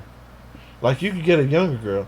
He said, "But they don't have the maturity," and I see that in maturity because the younger generation, our generation, they ain't nothing for you to get married to them, and the marriage don't last 2 or 3 years. You got 2 kids with them. Next thing you know, you're paying child support, and then you split the household. I don't want to split the household.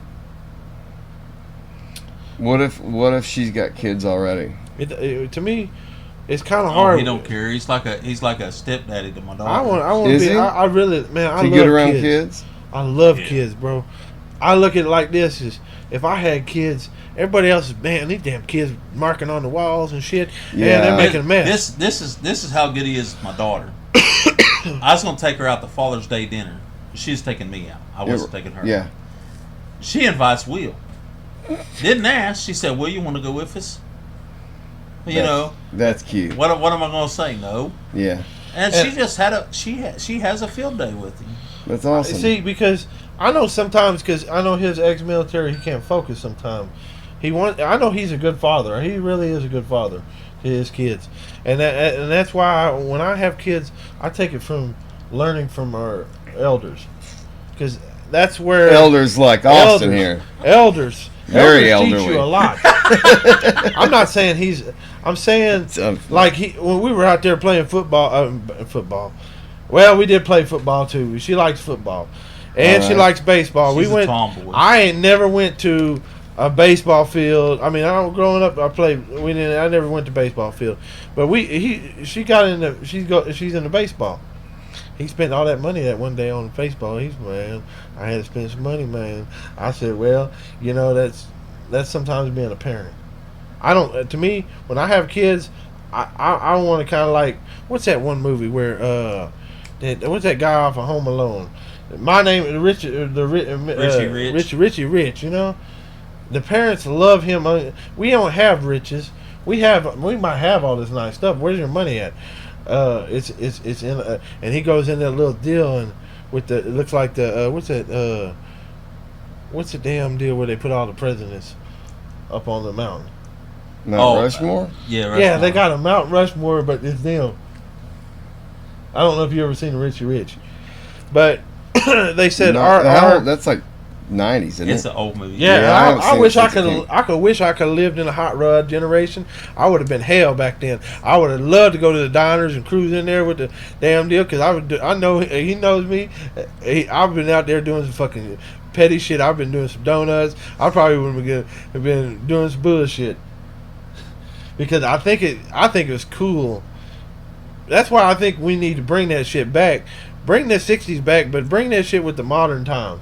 Bring some diners back. Like, I miss going to drive-in and sitting in the back of the truck with a mattress and, you know, sitting there looking at stars and having the radio on, listen to the... I miss that. I really do.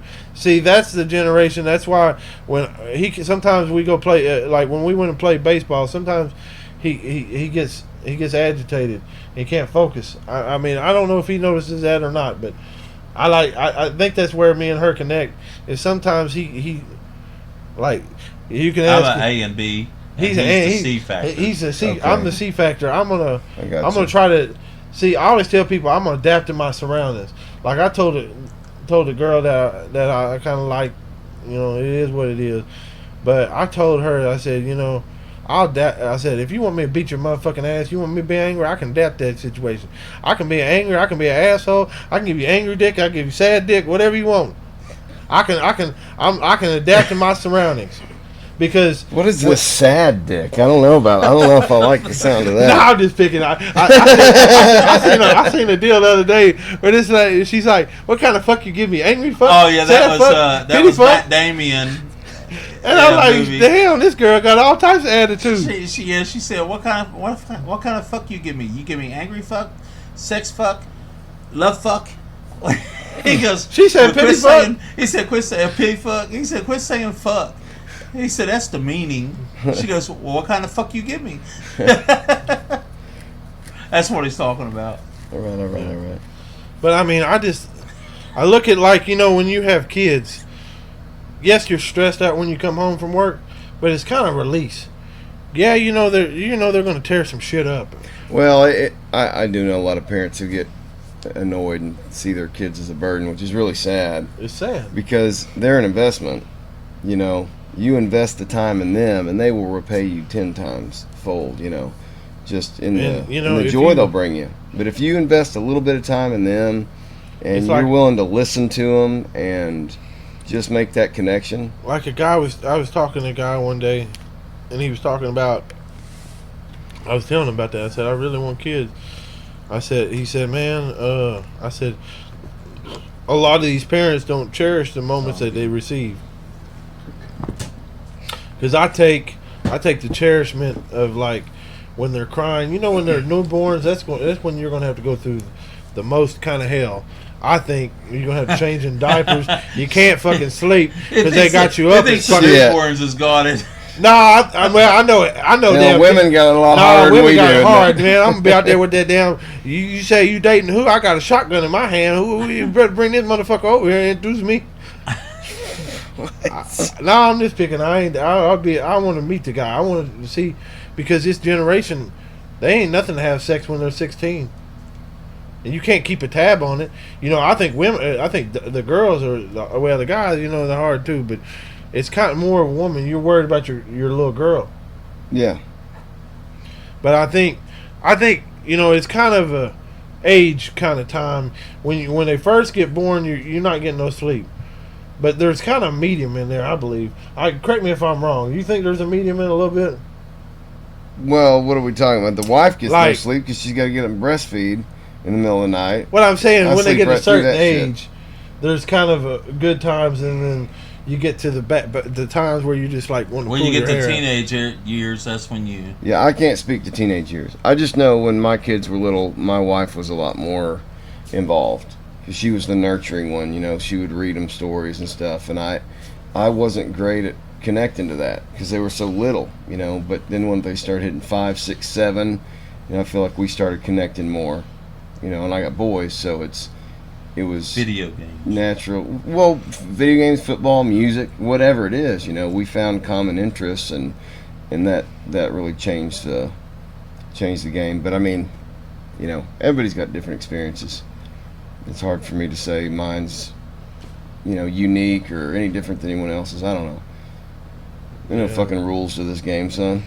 There ain't.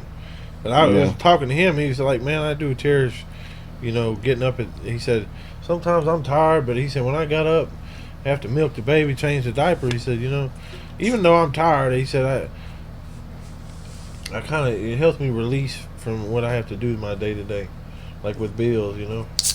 Well, my buddy Larry's wife's pregnant right now. She's due in October. God bless you, women.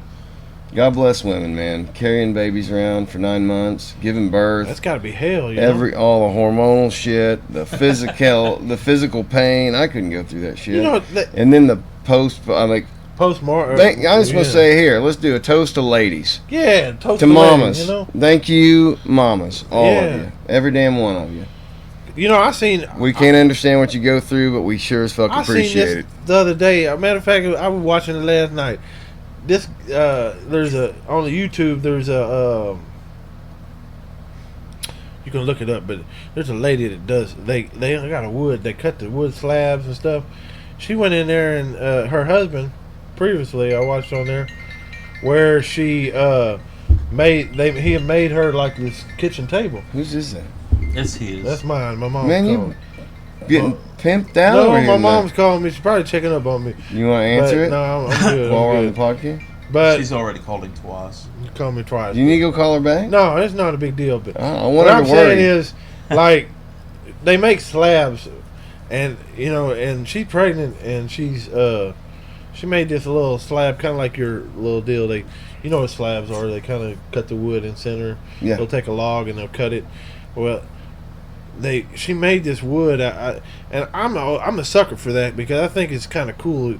There's a lot of people, like, it's not hippies. I don't call them hippies, but they can go on there and they can live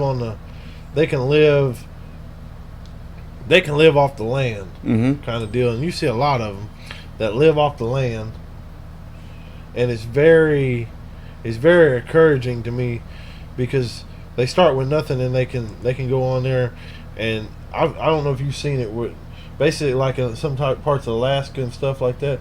They'll take and they'll grow their own vegetables, and that's where I kind of like seeing stuff like that because when you don't have nothing, you can take and go make something. You can create your creations endlessly because they take it and they build a doggone shed. But to tie back into what you were talking about earlier, you're talking about positivity, right? And through positivity, you can be productive and you can do something to move forward and create whatever that is you want to create. But you have to do it. Nobody's going to help you. Nobody's going to give it to you. Nobody's going to give you nothing. But if you have a negative attitude, you can find a lot of excuses to not do it or to blame somebody else for something. You can blame somebody else to for not your move mistake. forward. Instead, it's kind of like you got to held yourself accountable. People don't want to held. So I tell people, if I lie to you, I'm lying to Jesus. Like, I don't want to lie to nobody and tell them. I don't want to steer nobody in the wrong direction. I want to see everybody succeed. But sometimes we can tell people stuff and they don't always. Everybody's going to do what they're going to do at the end of the day. They're going to follow what they're. You can give somebody your opinion. Like, I had a friend of mine. He's worked for this company for so long that he wanted this inventory job. He works for a car lot, and he's been wanting this inventory job for so long. But they said, we want you to apply yourself. We want you to start coming in a little bit later and do this and do that. And he's already been doing extra, but they gave the job to somebody else, and he told me, what would you do? When he first, I'm looking at interest because the guy's fitting to leave. And I said, if I'm going to go in there and show them the initiative that I want this job, I'm going to go show them what I want. Because a lot of times with companies, it's either going to be this way. You're going to show them the initiative, they're just going to use you, or you show them the initiative and they reward you. But a lot of times, it's a dog-eat-dog world. But when I went into management, I showed them physically that I wanted it. People told me I wasn't going to be a good manager, but I wanted to take care of the people that were around me. When Mother's Day come around, some people lose their kids. They might not have their spouse. I went in there for the people I gave it to everybody. It doesn't matter to me. I went in there and bought some flowers because I want to show, even though because we got to show our parents and our family That's why I want to give people positive, because why be negative? Because there's no need to be. I mean, there's a lot of times where I'm saying that it's harder to be positive than it is being negative. It's easy to be negative. No, I agree. But you seem to have that attitude as well, Austin. A positive about from what my experience has been with you, you seem to be a very positive person. Where does that come from? Oh hell, I don't know, dude.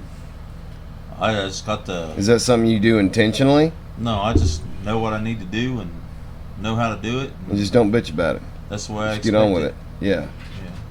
Yeah, there's a lot to be said for that, though. Do you feel the same way? Like positive attitude will take you further? Sometimes the Okay. positive Uh-oh. attitude. Sometimes Oh, the You're positive getting mauled, attitude son. gets I'm fitting to get to the little dog. changed. It Ankle biter is what he becomes a calls positive to the point that they just want to start using you. You know. Yeah. Okay, yeah, Talk about that. Yeah, we got a good point on that one. I'm 'Cause gonna see, take a pee. Y'all can keep talking. I'm gonna go back. yeah, I do need a caller. I text her. You know, what'd she say? I text her. She said she good. You know. But they got that commercial. I think it's Hello Sparky or something. Damn it! Is that the Sparky company, the electric company? I don't know. I thought it was. Oh. Yeah, it might be. I don't know. Damn commercials, you know, they come out with that cool shit. You know, they do that cool shit just be a factor. Like, you know, it'd be like that what that one comedian was talking about. He said, you know, if you want to sell some wheelbarrows, he said you get a girl in a water hose. Oh, in yeah, a bathing suck her suit. down. He said, hose it down with the wheel. She could be hosing herself down. He said you can sell enough fucking wheelbarrows. I said, I guarantee I'll sell a shitload of them. I said, you got a mechanic shop. Kind of like, you remember back in the day, the Andy Griffith Show. And I think Gomer, he goes and he leaves to go on vacation, and he has his girlfriend run the gas and check the oil and all that. Why? Have you watched the Andy Griffith Show? Haven't you? Oh yeah. Anybody need anything? No. But he, you remember the episode where he goes on vacation and his girlfriend takes over the gas station for him, and then he comes back and everybody, Andy and them welcome him back and say, "Why are you back so early?" Because he thought that he was going to be missed. He comes back and his girlfriend is he observes it. He don't say nothing to her, but he sees everybody come in here buying gas because he's got the girl. His girlfriend, everybody's coming to see her. Just to see her because she's beautiful. And then he's sitting there and then he sees that. He tells her, he comes in there and talks to her. She said, do you want to take over? He says no, and then he talks to her later and said, well, I'm just going to go find me another job, because he kind of felt that she was invading this kind of territory. But that's kind of how I was talking to him about, you know, sometimes you can take a woman hosing herself down in a bathing suit with a wheelbarrow and it sells. But he was taking it as kind of, sometimes I think it hurts some people's pride. Yeah, probably. But I mean, I just was thinking about that because that kind of hurt him he felt down, but he should have been positive that they were making money. Like, sometimes it's kind of like we got some neighbors, and I noticed, I don't really care if they see this. They can see it. It doesn't bother me none. Uh-oh. But He's got a disclaimer already. He's going. Here we go. you can sit there and tell him that you're in a relationship, but I seen it. I know damn well he sees that shit. You can sit there and tell me the dude, I'd be jealous too. She pretty, you know. But you can't sit there and degrade people. See, that comes into positivity too. I don't like seeing nobody be degraded. When I go over there and I mow your yard for you, and I'm doing it and some people think, oh, he's just mowing my yard so he can get something. I'm not doing it. I was raised to show your respect to people. It doesn't matter. I do it out of kindness.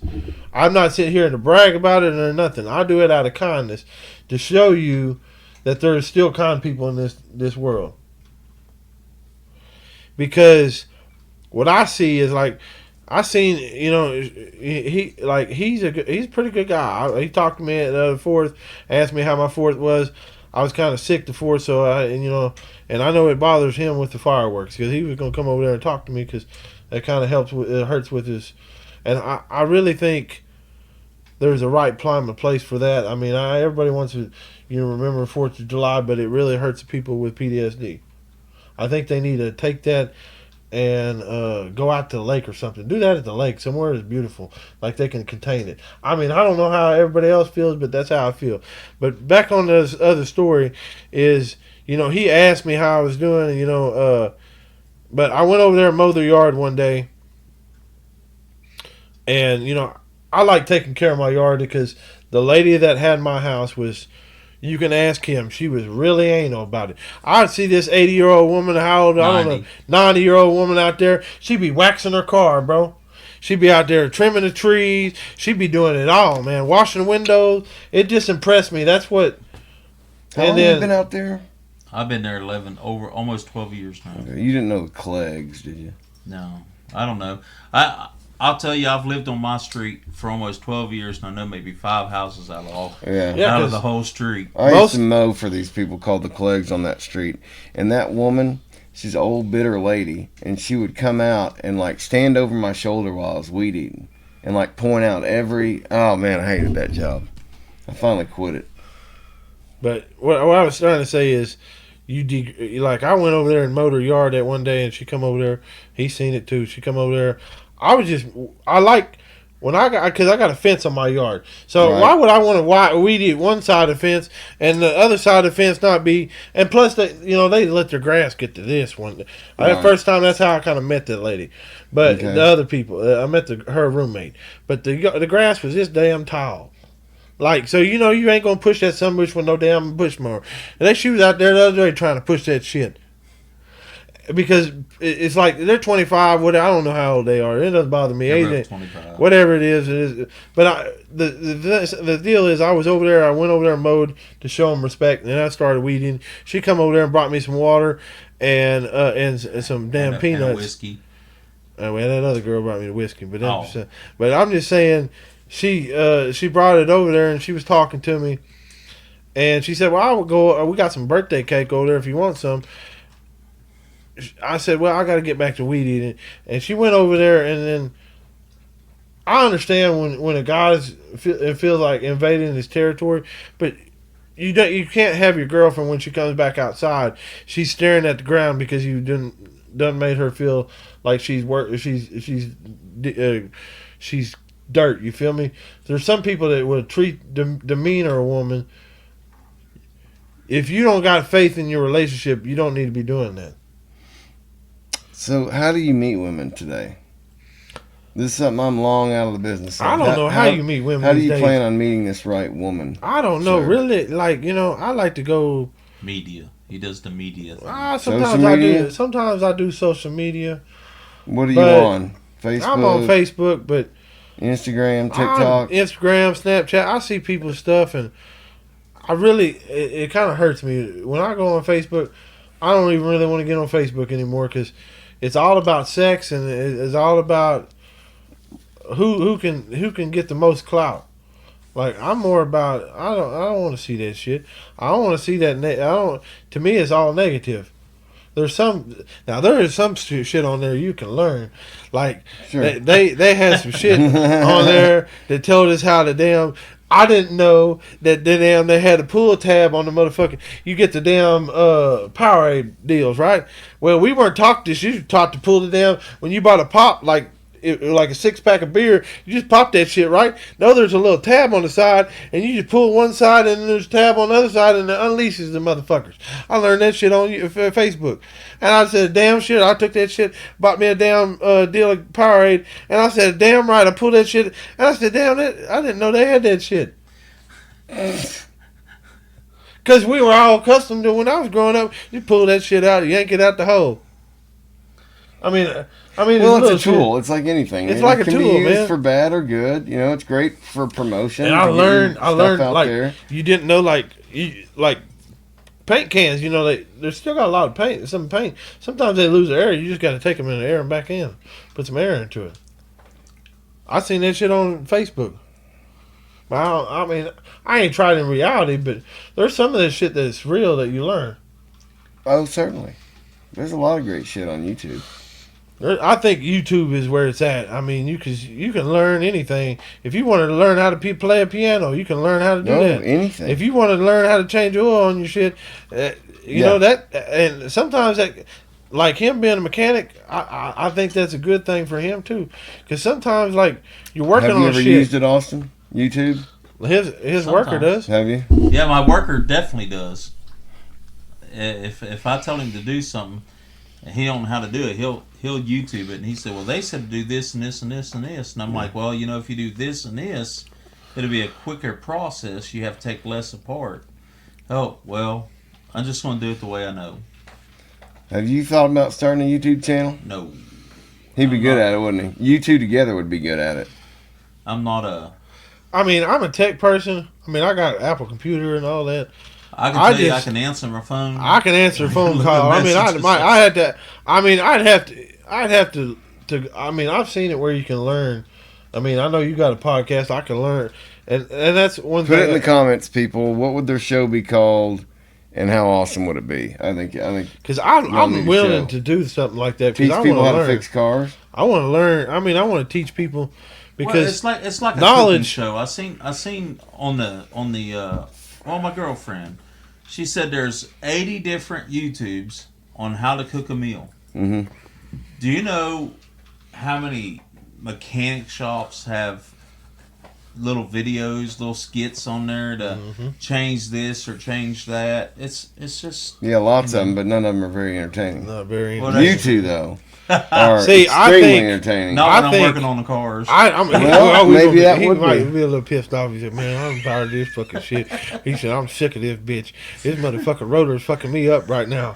I'm about ready. I'm fucking going to the house and shit. It's fucking hot than a bitch out here." Nah, we were working on the motherfucking heat the other day. The neighbors right across the street. And I sometimes that's where I think sometimes he gets frustrated, and I can come in there like, and he gets frustrated. I notice he gets frustrated. I just try to help him. Like I'm not really. I do it out of kindness. Like he told me, he said, "I gotta help you pay you because you did a little bit of work." I said, "Man, I'm the type of it doesn't bother me. To me. I'm just over here to help you. I mean, because I think it's good to have somebody that has a positive attitude. Because sometimes." We be like he's slacking sometimes with being positive, and I help him. And then sometimes I'm really motherfucking mad about a bitch, or I'm mad about somebody, or I'm mad about my situation, because I get mad too. I got a hell of a temper. Like when I was a damn kid, I was a damn kid. I was hell. I forgive all the people that I was wrong to, but I was the type of person, you pissed me the fuck off, I was like Medea. I'm finna to tuck your whole world up. You like that Tyler Perry shit, don't you? Oh, hell yeah. I fucked that shit up. I'm gonna go get a gun and go up in there. I'll go up in that motherfucker. I was like pop, pop, pop, pop. You feel me? But I ain't really gonna do you like that. No, I hope not. I think about that logically, and then I gotta pan it out. I don't want to go to jail, man. I ain't no broke mountain shit in there either. I'm gonna knock them motherfuckers out too, cause I ain't playing no games.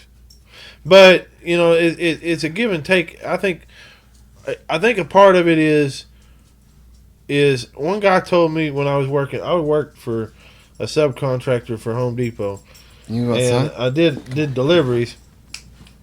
And there was a guy out there towards West Fork, and he was telling me a lot of the food that we eat has got so much chemicals in it that it kind of gives us a chemical unbalance. Yes. And he said I think that's why a lot of people are homosexual and a lot of people are different. Because a lot of the chemicals they put in the food, it's like, I think we were talking about this. The soy is bad for men. So they take that to prison and they put a lot of soy food, and what it does to men is it calms a man down. It makes him more calm.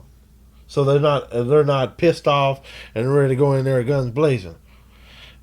Where have you heard this? like I actually heard this. I don't remember where I heard this from, but I need to do some research. I'm not familiar with this. No, I actually heard that from that guy. He was telling me about that. Okay. He was talking about. He said, So the soy in the food. Yeah, he said. That's why. He men. said I do strictly organic. He said I got my own garden and stuff. Okay. He said because a lot of the chemicals that they're putting in these food, we don't know. It's like Yeah. if you go and you look up like Parmesan, if you don't get the Parmesan that's actually refrigerated, you got to look at your ingredients because sometimes I found out the other day that the doggone Parmesan, if you get the little Parmesan packets from they got it's sawdust. Sawdust in the ingredients. Yes. Did you read this on the package? No, the girl Did you told see me this on the internet? She said that's what that refers to. I don't believe that. But I don't know. That's what she told me. But I'm just saying, there's sometimes. I think there are facts. crazy chemicals that they use to. But I will say the soy does. Like it has been proven that soy is bad for men. I have heard something similar. I haven't done enough research on it. I haven't done enough research either. But he said the reason they do soy in the prisons, like a lot of bread and stuff like that. Yeah, that's what I'd never heard was the prison thing. I didn't know that. Because see, he's saying that's how prisons make. He said. I don't know, Austin. Is that how it is? Off that. I don't know. Well, it's a lot of dietary state food, so Is it? yeah. So you get meatballs on a Thursday and they're turkey meatballs instead of beef meatballs, and there's no salt, there's no flavor to it. It's just basic state funded food that. What are you allowed to do as far as communication? Is there Well, there's a phone in your pod if you can make phone calls out. email? Do you have email access or? No, not well. I don't know. Some the inmates, the trustees, I guess, do. Yeah. Or the goody suck your dick type people get the special benefits. They always get the special benefits. All you gotta do is suck a dick, but it ain't I got worth a it. question. Like the phones, is it metered? How long you can talk to somebody? Well, I mean, because I've always been kind of 15 curious. minutes. 15. Yeah, 15 minutes, and you got to be off the phone, and How often can you make calls? Daily or Well, yeah, weekly? it depends on if they accept them. That's the key, because you got to call them. You either got a phone card that you can use to call, which you have to put money on your books to make a call. Okay. How you get money on the books? You call to collect. Family members put money on the books. Friends put money on the books. Okay. I didn't have that horse shit. But Yeah. That's the hypothesis of it. Because I was in a cell one time, and this guy kept getting phone calls and making calls, and I'm like, I'm not going to elaborate on what I might thought he was doing, but but he was always making phone calls. But he made a lot of collect calls too, and when you call from a state facility and you're calling your loved ones, it's almost double what you have to pay versus just calling somebody straight collect. Right. It's just, Nicole would be more fluent at that than me, but. We should get you two on together. I remember the first time I met her, like we were at Come and Go, and she come in there, and she's gonna say she told him. I don't know what the hell she told him, but anyways, I think she drink Dr. Pepper or some shit. I don't know what the drink she was, but she said I was going over there to get me something to drink, and she said you better not touch my fucking. You better not be doing that shit. I said I ain't finna do shit. I was getting me some damn. I got because Come and Go has that. I don't know if they still do because I don't get fountain drinks over there, but they used to have that energy drink in there that you could get. I said I get some Mountain Dew or something. I was just not trying to get her a drink. She got mad and shit. She said, "You don't touch my fucking deal." I said, That's "Bullshit." And then the motherfucking is it? Yeah. Then she does it. Then the next time we in the motherfucking, I walk up in there. I got shades on and shit. I'm cool. Just minding my own damn business. She walks in the damn Come and Go, gets up in my face and said. And I don't even remember what she said, but I thought it was funny as shit. I ain't never had nobody do that shit to me. She just got right up. I can talk. I can talk. She's a unique lady. She funny. I mean, she funny as hell, boy. She's stealing my guest now. She's having Stillwell on. Oh yeah. Yeah, You mind if I have another one of those? Please do, man. What do You're you want? starting to Pizza? entertain- Did you I'll take finish another the peach. already? Yeah, boy. Hey, look yeah, at that him shit getting good, peach. motherfucking You peach. want one? No. You gotta have a peach, bro. Oh, that peach It's is like peaches and cream. Maybe but on my Yeah, day it off, is. I'll go buy some just to see what they taste like. Take one. I got some. Take one away. And I was No, thinking- then I'll be tempted to drink it. See, I got. All right, fine. Well, however you want to do it, son. Just try it. But like, you ever listen to? I listen to comedy too. Yeah, So that yeah. kinda All right. helps me, Who are too. your top I five listen comedians right now? I like Eddie Griffin. I like Cat Williams, Lavelle Crawford, and what's the guy Sanford the Son? Eddie something. Is it Eddie? I like Eddie Murphy, but Eddie Griffin. No, it's this is a black guy. I know what. Yeah. Richard Pryor. No. No. Whoever played Sanford the Son, he. Put it in the comments, people. But that guy is funny as hell, boy. Yeah. He's sitting over there because you ever watch Sanford the Son? He's always giving that lady some hell, boy.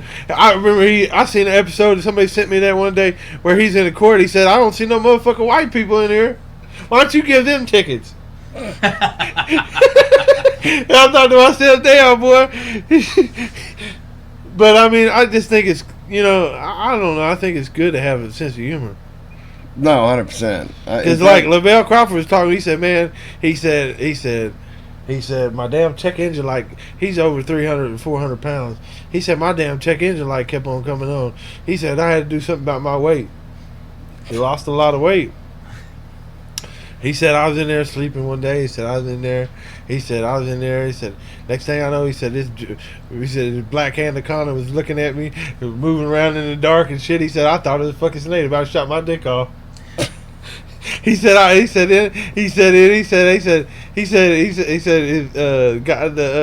said something to him, because sometimes he did it for comedy. He said, "The dick was looking at me." He said, "How the hell you been doing? I ain't seen you in a minute." That's the way it goes he sometimes. said, "I rubbed that motherfucker off, put him back to sleep." I said, man, some of that, some of the way they word that shit is pretty funny. They are craftsmen. So you did the pod. You did like early first five. One of the first five, I think. Yeah, 6. I believe. 6 was it? The 6. first one was 6, I believe. It's the number 5 most watched podcast. That's How what the you hell said. was that? I don't know. Who's watching that? I don't know. I have no idea. I know my girlfriend watched it last Yeah, I week. want to talk. I want to talk to you about it. That's where I'm going with this. So when you were on that time, you said no more marriage for Right. you, Right. and now you've found love again. Well, How did you meet this fabulous young I lady? used to date her before COVID, Okay. and I hadn't spent enough time with her. She, she's like, he's a really nice guy, but he's not my type of nice guy. Okay. Okay. He's not my kind of guy. All right. But I did. I own my own businesses, 2 of them. So if I wasn't working on cars, I was towing, and Right. it just consumed my day. Repos were sometimes 1, 2 o'clock in the morning, Sure. and I'd come home. I'd be tired. I'd go to bed. So there wasn't no relationship factor there. Yeah. I mean, you're working all the time. right. You're grinding. Yeah. So she didn't want to. She didn't want that kind of a relationship. I get it. So a few months ago, we started talking again. I mean, we stayed friends, but Right. a few months ago, we started talking again, and it sort of kind of clicked. So we sort of kind of decided we'd do the dating thing, and now she wants to know how long we're going to do the dating thing. She already pushing it toward that down that way. You think? No, I'm not saying push it, but Hinting at it. Yeah, she's strongly wishing. Now, are you as romantic as our friend William here? No. No candlelight and. No, I mean, I'll take you to the movies. I'll take you to dinner, but I'm not a very Outgoing. touchy-feely type person. So You know those movies where the guy's on the date and his friend's talking to him in his ear? Like that. William needs to be the guy telling you. All right. See, no, see, Yeah. See, I think You got to start a business where you just coach guys I through think dates. no. Huh? I mean, I think you I'd know. watch it, and you would too. I know everybody watch that. I watch it every day. Every damn Hey, day. I watch it too, but I mean, I thought about it. You know, the other day, I was thinking, you know, the romantic thing that I think it's kind of like, man, I watched the movie. What I can't think what it was, but damn, I can't even think what the movie. But anyways, like there's one movie out here called Lone Star. It's Lone something. But anyways, it's an old country boy. He's out there. He's working. He's doing hauling hay, and he meets this girl from the city or something. I don't know. Hell, I don't remember. But then he takes her on this beautiful date, and I'll never forget it because I think I've seen like the guy was talking about his wife does the wood tables and stuff, and he does it too. And he took her over there to some other country, and they had like candlelight dinner. And I think it'd be kind of cool to be able to go out in the lake and on the dock and just have the candlelight where it's just you and your spouse, and you can. All right, connect. so this describe the perfect date then. So you're out on a dock, you got some candlelight. See, what do my y'all perfect date is, you know, I think you know we have some candlelight. You know, I think it's kind of cool to have wood. You know, I'm a big sucker for, you know, deer horns and shit like that. You want to think about it, but I like the old western. I'm the western vibe. We got some doggone cowboy hat on, some spurs, you know, some boots, some old Wranglers, and a nice shirt. We're sitting out there, you know. We're out there with the candlelight, but we have like an old fashioned picnic. And we're sitting out there fishing and holding hands while we're sitting over there. That's my ideal date. I know some people would probably think that's kind of weird, but I think it's sweet. I think What it's happens sweet. what Because- happens next? and you know, and I think the thing too is, you know, I don't know. I like looking at stars. Like when you're in the city, you really don't see stars. You can hardly like- see him out here anymore. You can hardly see them. Yeah. Like I was a big star. Like that's why I say when I was growing up, I really liked science and looking at the stars, because you can look up, you see the clouds move. Even when it's dark, you see the sky move. To me, when you're staring in the stars, you know, you're sitting back on a blanket and you're just staring, you know. To me, I don't know. It's just something. It's kind of like, it's not. You're not worried about. It's kind of like when some people go to church and they're focused on the Lord. Like it's a getaway. Mm-hmm. Like to me is you guys. It's kind of like they say when you're coming into church, you're all in the same mind, same accord. But when you're in a relationship, if you both come in the same mind accord, it always works. It works out, and you know you have a good time. But not everybody.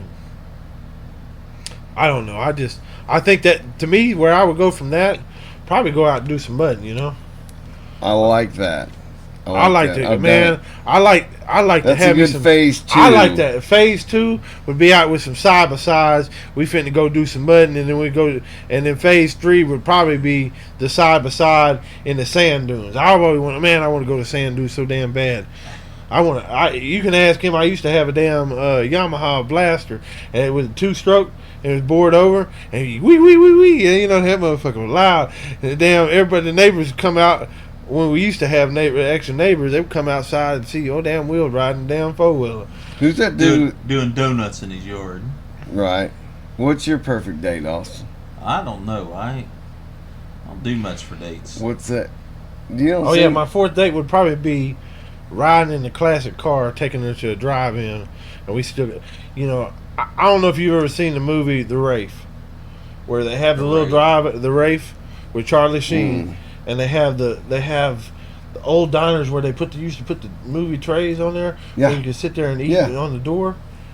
That's what my perfect date would be. I want to reconnect that. Did you go to the drive-in a lot as a kid or something? No. You seem like fond memories of it. Do you see him in movies? Like, no, I used to go with my brother. Like, okay, your brother. so who's the that's why I influence said on- my brother was. Yeah.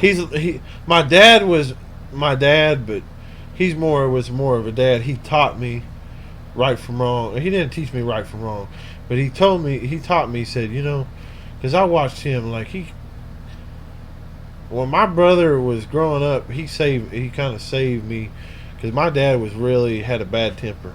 My dad was one of the. That's why I tell people I would never want to be my dad, because my dad would throw a woman through a wall, wouldn't think twice. He was very. I'm a complete opposite. He was talking about his daddy and being a dick, and Okay, yeah, I missed that. Really aggressive. He was really aggressive, hateful, and he would throw my mom through a wall, and that's why I said my brother was kind of Holy more shit. a father. He was more a Okay, father. then because, a lot of that makes sense then. because my dad was. See, I didn't see it because I was like small, like I was a newborn, so I didn't see my dad's temper. Like all I remember my dad was just laying around the house, not doing nothing. Like he was not doing. He was watching. He loved watching Gunsmoke, motherfucker. He watched the Andy Griffith Show. The Price is Right, boy. He's sitting in there watching the damn. I used to hate when he used to put the damn cold case files on the unsolved mysteries and shit. I thought these people were gonna come fucking kill us. So, what's your relationship like with him now? He passed away. When did he pass? Man, it's probably been 7-8 years ago. Okay. But he always called me Willie, so that's why I kind of like watching the Robinson, because he got Willie as a son. I was like, man, Willie is a perfect example of what I want to be. Like he got the beautiful wife, got the beautiful kids, but he's still redneck at the end of the day. That's why I try to tell people, just because I might wear this color matching clothes, I'm still redneck at the end of the day. I'm still a country boy. Like clothes don't make me. I don't care. I'll be out in this shit. I'll get dirty too. We can hose this, throw it in the wash machine, and he'll it'll be run fine. over to his house. He got some nice clothes. He'll run over to his. I gotta go change clothes before I help you. Well, I will say I went to a funeral this last weekend, and I had a nice dress shirt on, some pink shoes, pink shirt, because I support breast cancer, because there are a lot of people that I see, because there's a lady at work that has a lot of it all depends on the doctor. They get bigger boobs, and some of them people they actually they get cancer from that. Yeah. And so I support. There's so many diseases now because. Do women get boob jobs for themselves or for the men? I think they get it for the men and themselves, because see, my brother's sister, got a boob job just to try to save her marriage, and it didn't work. Like I don't see the. Well, that's not a great reason to. It doesn't make no sense to me, because I'm that's why I say I want a girl like from the Western, because I want the natural beauty. I don't want if I see you're beautiful without makeup on. I want the natural person. I don't want the doggone. I mean, I like a little makeup, but I'd rather see you for who you really are. Yeah. Because a lot of people. I don't think makeup's necessary. I don't think. Okay. A lot of these people. I don't understand why they get a fake ass, fake titties. They get all these fake shit. Who wants a fake girl with fake ass eyelashes when you're in there? Next thing you know, she's coming off and you're sitting there at the restaurant. And then, matter of fact, I had a friend of mine, a neighbor over there. Her daughter needs a lot of prayer right now because. She had a car accident, about died, but she had one of them fake eyelashes come off while we're sitting there at the restaurant. We had a Thanksgiving dinner or a Christmas dinner or whatever, and her damn eyelash come off. I don't want to see that shit. Well, that's why I asked. I think I'm not saying that is. If God didn't give it to you, I don't think you really. Well, that's why I'm asking: is it for men or for the women? Because I would prefer natural. I prefer I need natural. a woman I think it's to come on and I tell think me a this. woman's perspective. Maybe they could explain why they do what they do. Maybe it's because that makes them feel more. Because as a man, sometimes I don't know how you do it, but I mean, sometimes it feels good going to the barber and getting cleaned up. I really like when I look clean, but I think the natural look to me is more appealing. See, I just stopped using barbers because I can do it myself. You can do it just yourself. buzz it and trim That's what I it. do. Like I'm not going to spend money on doing something I can do easily myself, and I know exactly how I like it done. Yeah. So. Well, I mean, I appreciate if the you know how to profession. do it. I I always appreciate do the it for profession. cheap. I'm not paying somebody like crazy. But we're going to try and have Larry Darling's wife on it. She is a barber. She does men's haircuts. So I'm going to see if she can sell me on this thing. So she's going to come Because down and it do is- some haircuts on the podcast. Maybe, Oh, really? Yeah. maybe it's a good. I think it's a good You idea. can't shut this guy up once he gets going, Austin. I think it's What a did you good do to idea, me?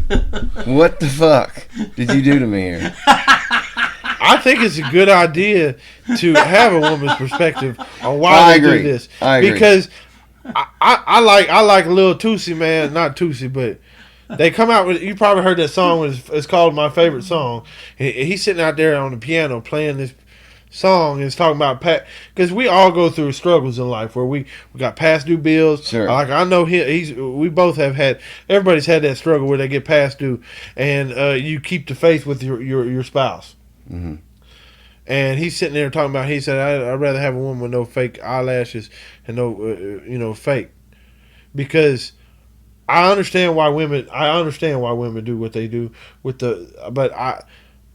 to me, it's not appealing to me. I'd rather see you as your natural Same. in your natural habitat. Yeah. And some guys are different. Some guys think it's more appealing. Sure. Like to me, I think it's more appealing what God gave you, because if you take all that, it's kind of like, I guess in a way it'd be kind of like if they did do that, it's kind of like you're with a different woman. Like a guy told me, not a guy told me, but I was watching the podcast like on YouTube, and a guy was talking about. He said, if I shave my beard a different way, it's like my wife gets a different man. Yeah. Well, we got more options, but also I don't see as many men dye their hair as they get older. Whereas I know women who are almost. I don't know about that. His friend Mickey, man, that motherfucker come out there one day. I thought he was fucking Slim Shady. This motherfucker looked like he come out there one day. He had black hair. The next thing you know, what other colors did he have? Like fucking gold or something. How old is he though?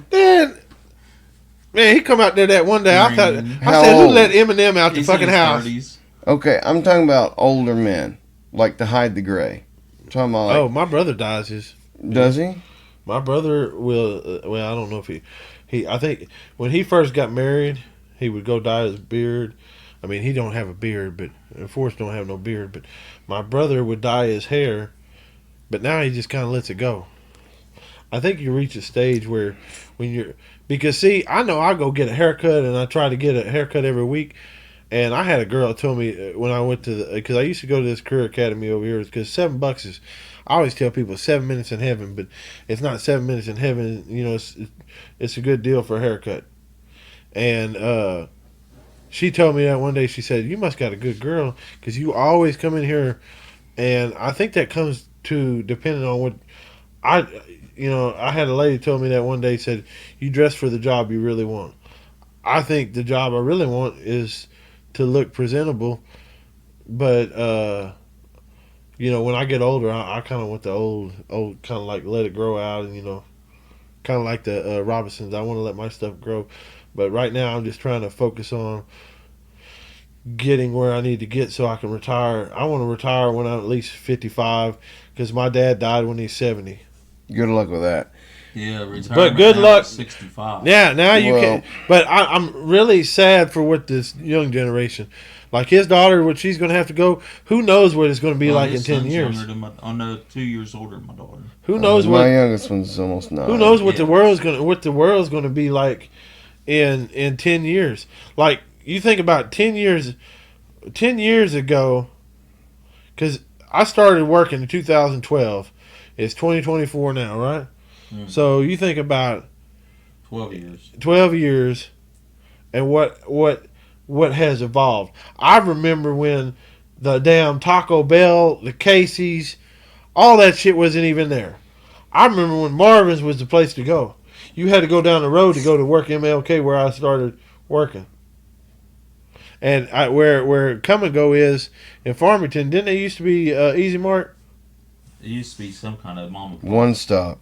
Yeah. And it really killed me when they took the doggone Dairy Queen out and took the Cardinal Corner out, because I remember going to school and we just sneak over there. I love agriculture. I love agriculture because they taught you a lot. But them Horton and them, man, Pierce and them, they would say, "Hey man, you want to load up and let's go over here and go get some." We go over there and get burritos and stuff. Because I would say I love food. I mean, I don't know if I look fat on the camera or not, but I used to be like It ain't you bad. I'm gonna tell you, when I first moved into his house, he told me that probably about 6 months ago or something like that. And he told me, he said, because when I first bought in the house, I moved in the house, I was freaking built. Like, I was skinnier than you. I was skinnier than he was. Shit. Like, ain't I that was skinny. But I was all muscle. He told me, he said, my wife was looking over here at the house and said, I'm over here painting the deck and shit. When I first bought my house, I went in there and was working on the outside of the house. And I didn't know this at the time, but Austin's, like, when I first met Austin, we kind of hit it off because I'm sitting over there that's one thing I've noticed with him is he's a good person. Like, when we get new neighbors in, they're stuck up. A lot of these new neighbors we get in, they're stuck up. They got their nose in there. They don't want to. Why is that? I don't know. Better than thou mentality. But You why? think- Like, I don't know. It's understand. like it took us about almost a year to get the neighbors next door, the girls next door. I want to go over there because I'm not the type of person. I'm not gonna. A lot of it, like, I know he says it sometimes, but I'm not gonna come over to a place where I'm not wanted. Now, if I see that you need some help, I'm gonna kind of try to lend a hand. Like, if I see you're struggling with something, if you need some help carrying some groceries in, and you're 80-year-old woman that's struggling, I'm gonna see if I can carry those groceries in for you, because I think, when I worked at Walmart, there's a lot of people that come in there and buy groceries. That come in there every day, and they don't have nobody else they can react with. They don't have somebody they don't have no family. They don't have nobody they can talk to. So that if they come in there and you're always joyful to them, you bless them. Like, they don't have somebody at home that they can. I remember it's a one-on-one. Like, a lot of times I wish I had a girl, or I wish I had more friends that I could talk to, just to help me get through some of the hard days I go. But it like a lot of times he gets me, like, sometimes unexpectedly he called me and I'm going through something tough. Like, I got let go on a job one day for bullshit. Like, I was going in there doing my job, and everything was fighting against me, even though that's where it comes in to sometimes you're too good for the people you're around. And I try to bless people. I try to make people that are having a bad day think about the people that are less fortunate, like they're missing an arm. Like, there's so many handicapped people that wish they could go for a bike ride, or wish they could go do that. We got 2 arms and they're missing an arm. They don't know what it's like to be able to eat with the other arm. Lots of words of wisdom there. And I'm fortunate after the accident I can do pretty much. Now, I can't get down on this knee very well, but that's what keeps me going in life, is thinking about how many people that they can't do what I can do. There's so many people that wish they could ride a roller coaster in a wheelchair, or they're missing a leg and they're amputated, or they can't walk, but they love to be able to walk. But they may not have the money to. I get it. It's like I got a friend of mine that works at Walmart. His name's Matt. He's a really good guy, and he knows him, but he pushes a stroller. And that guy, I give him credit, because when I first met him, he's just hopping around. He don't take it no mind that he don't want to feel like he's got a problem, but sometimes he doesn't want to help himself. But I mean, that's why I try to take from that stuff when I'm having a rough day. It's kind of hard to do that in a place when you're working, because you get to a point where, I know you probably work too, but sometimes they come over there and they put the book on you, and they need 15 things. Sometimes you're overwhelmed, but that's when you got to go in your head and clear to be thankful for what you. That's life. Yeah, you get 3 kids. 'Cause there's so many times and coaching and working. There's so many times that you think about you're going through. You're busy. Going it rough. It's all relative though, because there's some people that Yeah. have nothing going on and think they're busy. Right? It's how much you do. But we're gonna wrap this up.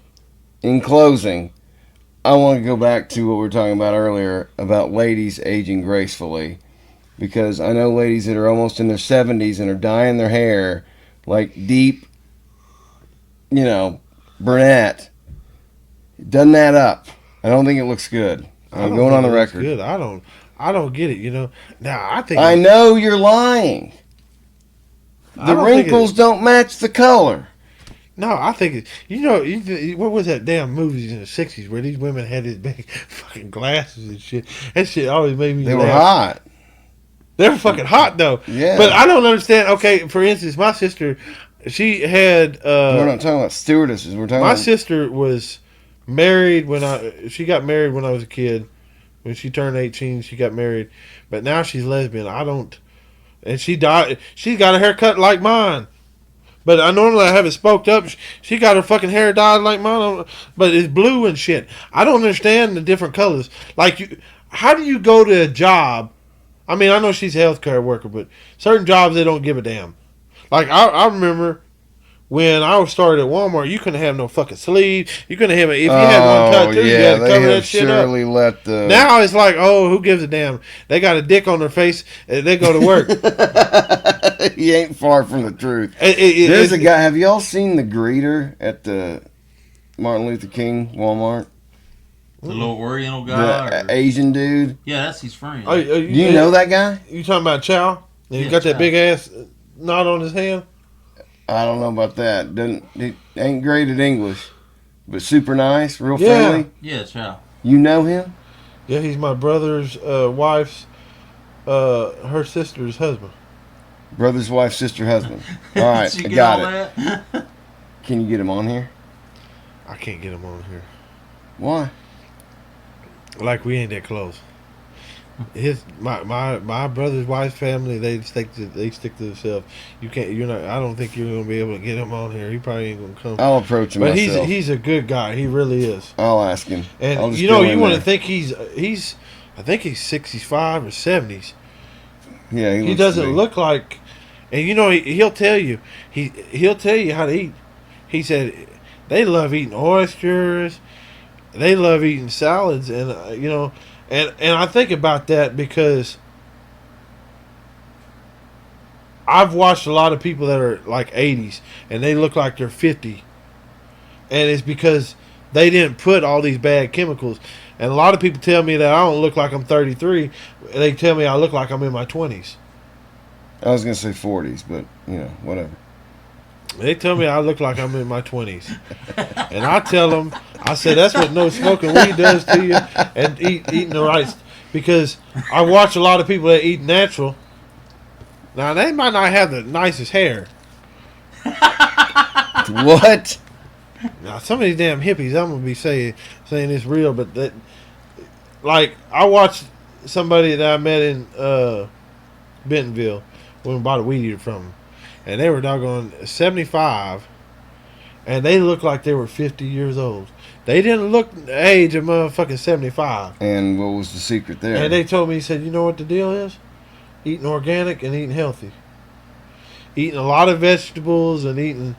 Not drinking beer and making midnight nachos is what that they say, means. No, they say you can eat a little bit of nachos and stuff. But, I mean, they say most time just eating organic and drinking real wine, Real wine.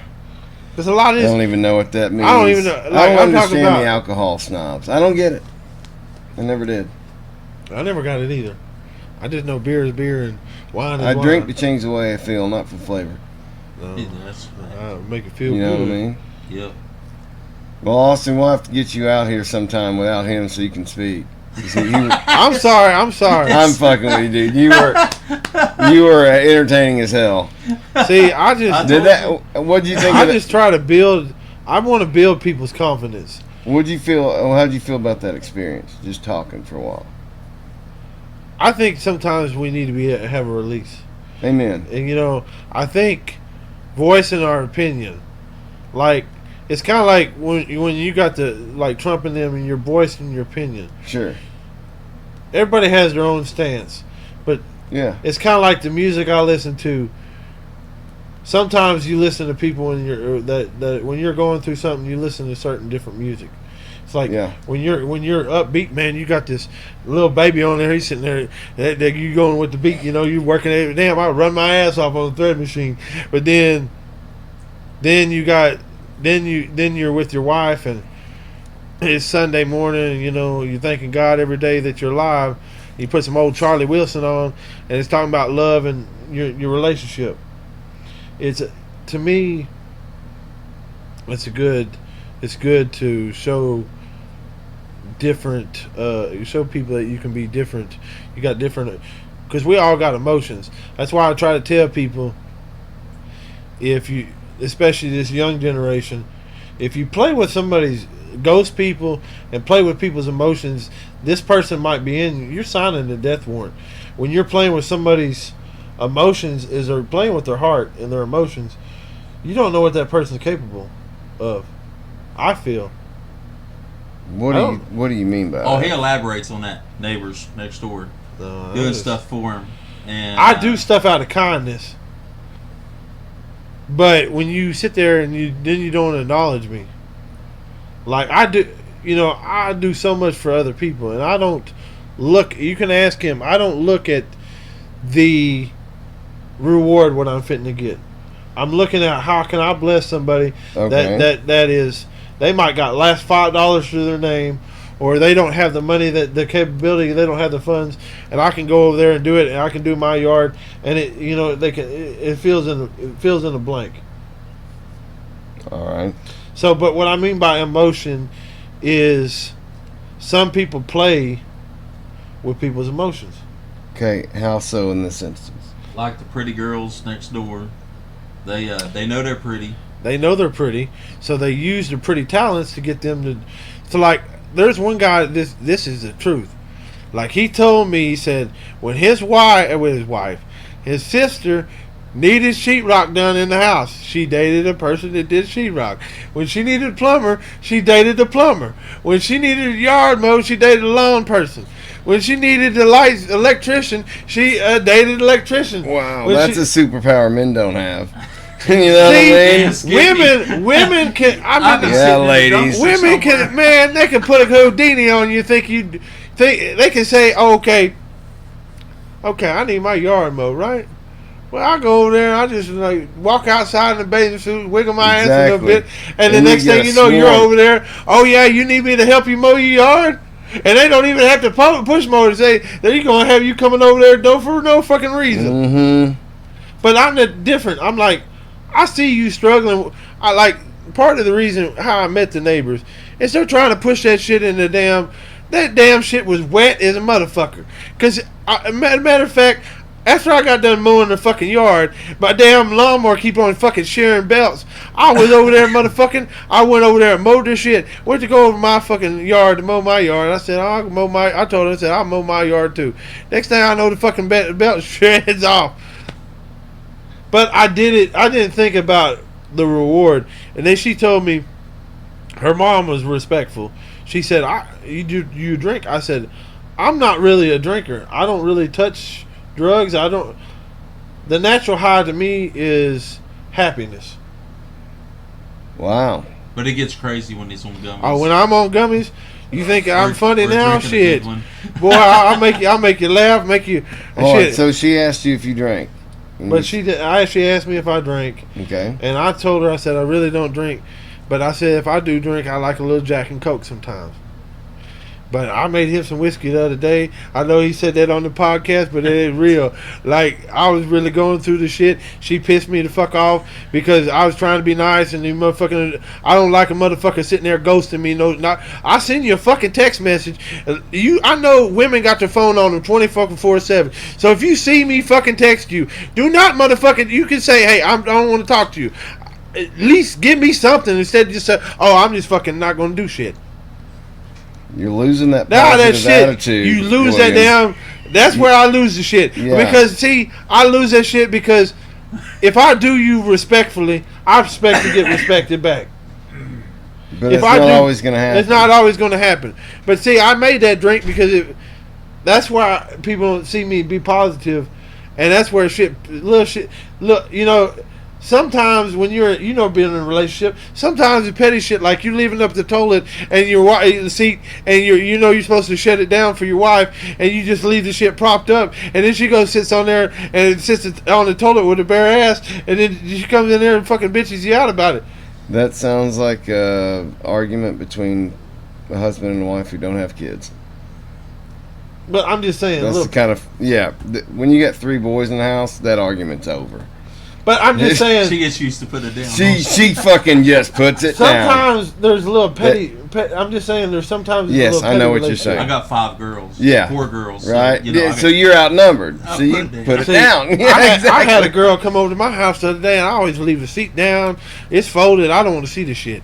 I like everything, like, because when I went to college, it was like being in the Army. You had to fix everything. They walked around with a glove. If they got a little speck on the damn shit, you had to go clean everybody else's shit up. Like you had to go sweep a cigarette. Tight ship. And it taught me a little bit of OCD. It gave me OCD a little bit, because now I got a perfection. My house ain't perfect right now, but I like everything in its own place. Right. Like I don't like clutter, but I mean I'll clean it up. But it's part of adapting to is everybody in a relationship is going to be different. So they might put that can over there, and it might bother you, but you can't let it bother you. You just got to be free. So I just try to look at it. I'm just trying to live my life and be happy, because we're only here. You don't know. I could die today. I could die tomorrow. That's why I say I got to be thankful for every moment I'm here. I like it. That's a good one to end on. We got koozies. People hit up koozie, Stillwell. man. Shit, hit that If you beat. want one of these. William Austin, thank you guys for coming on. Thank you, sir. I Episode appreciate it. 30.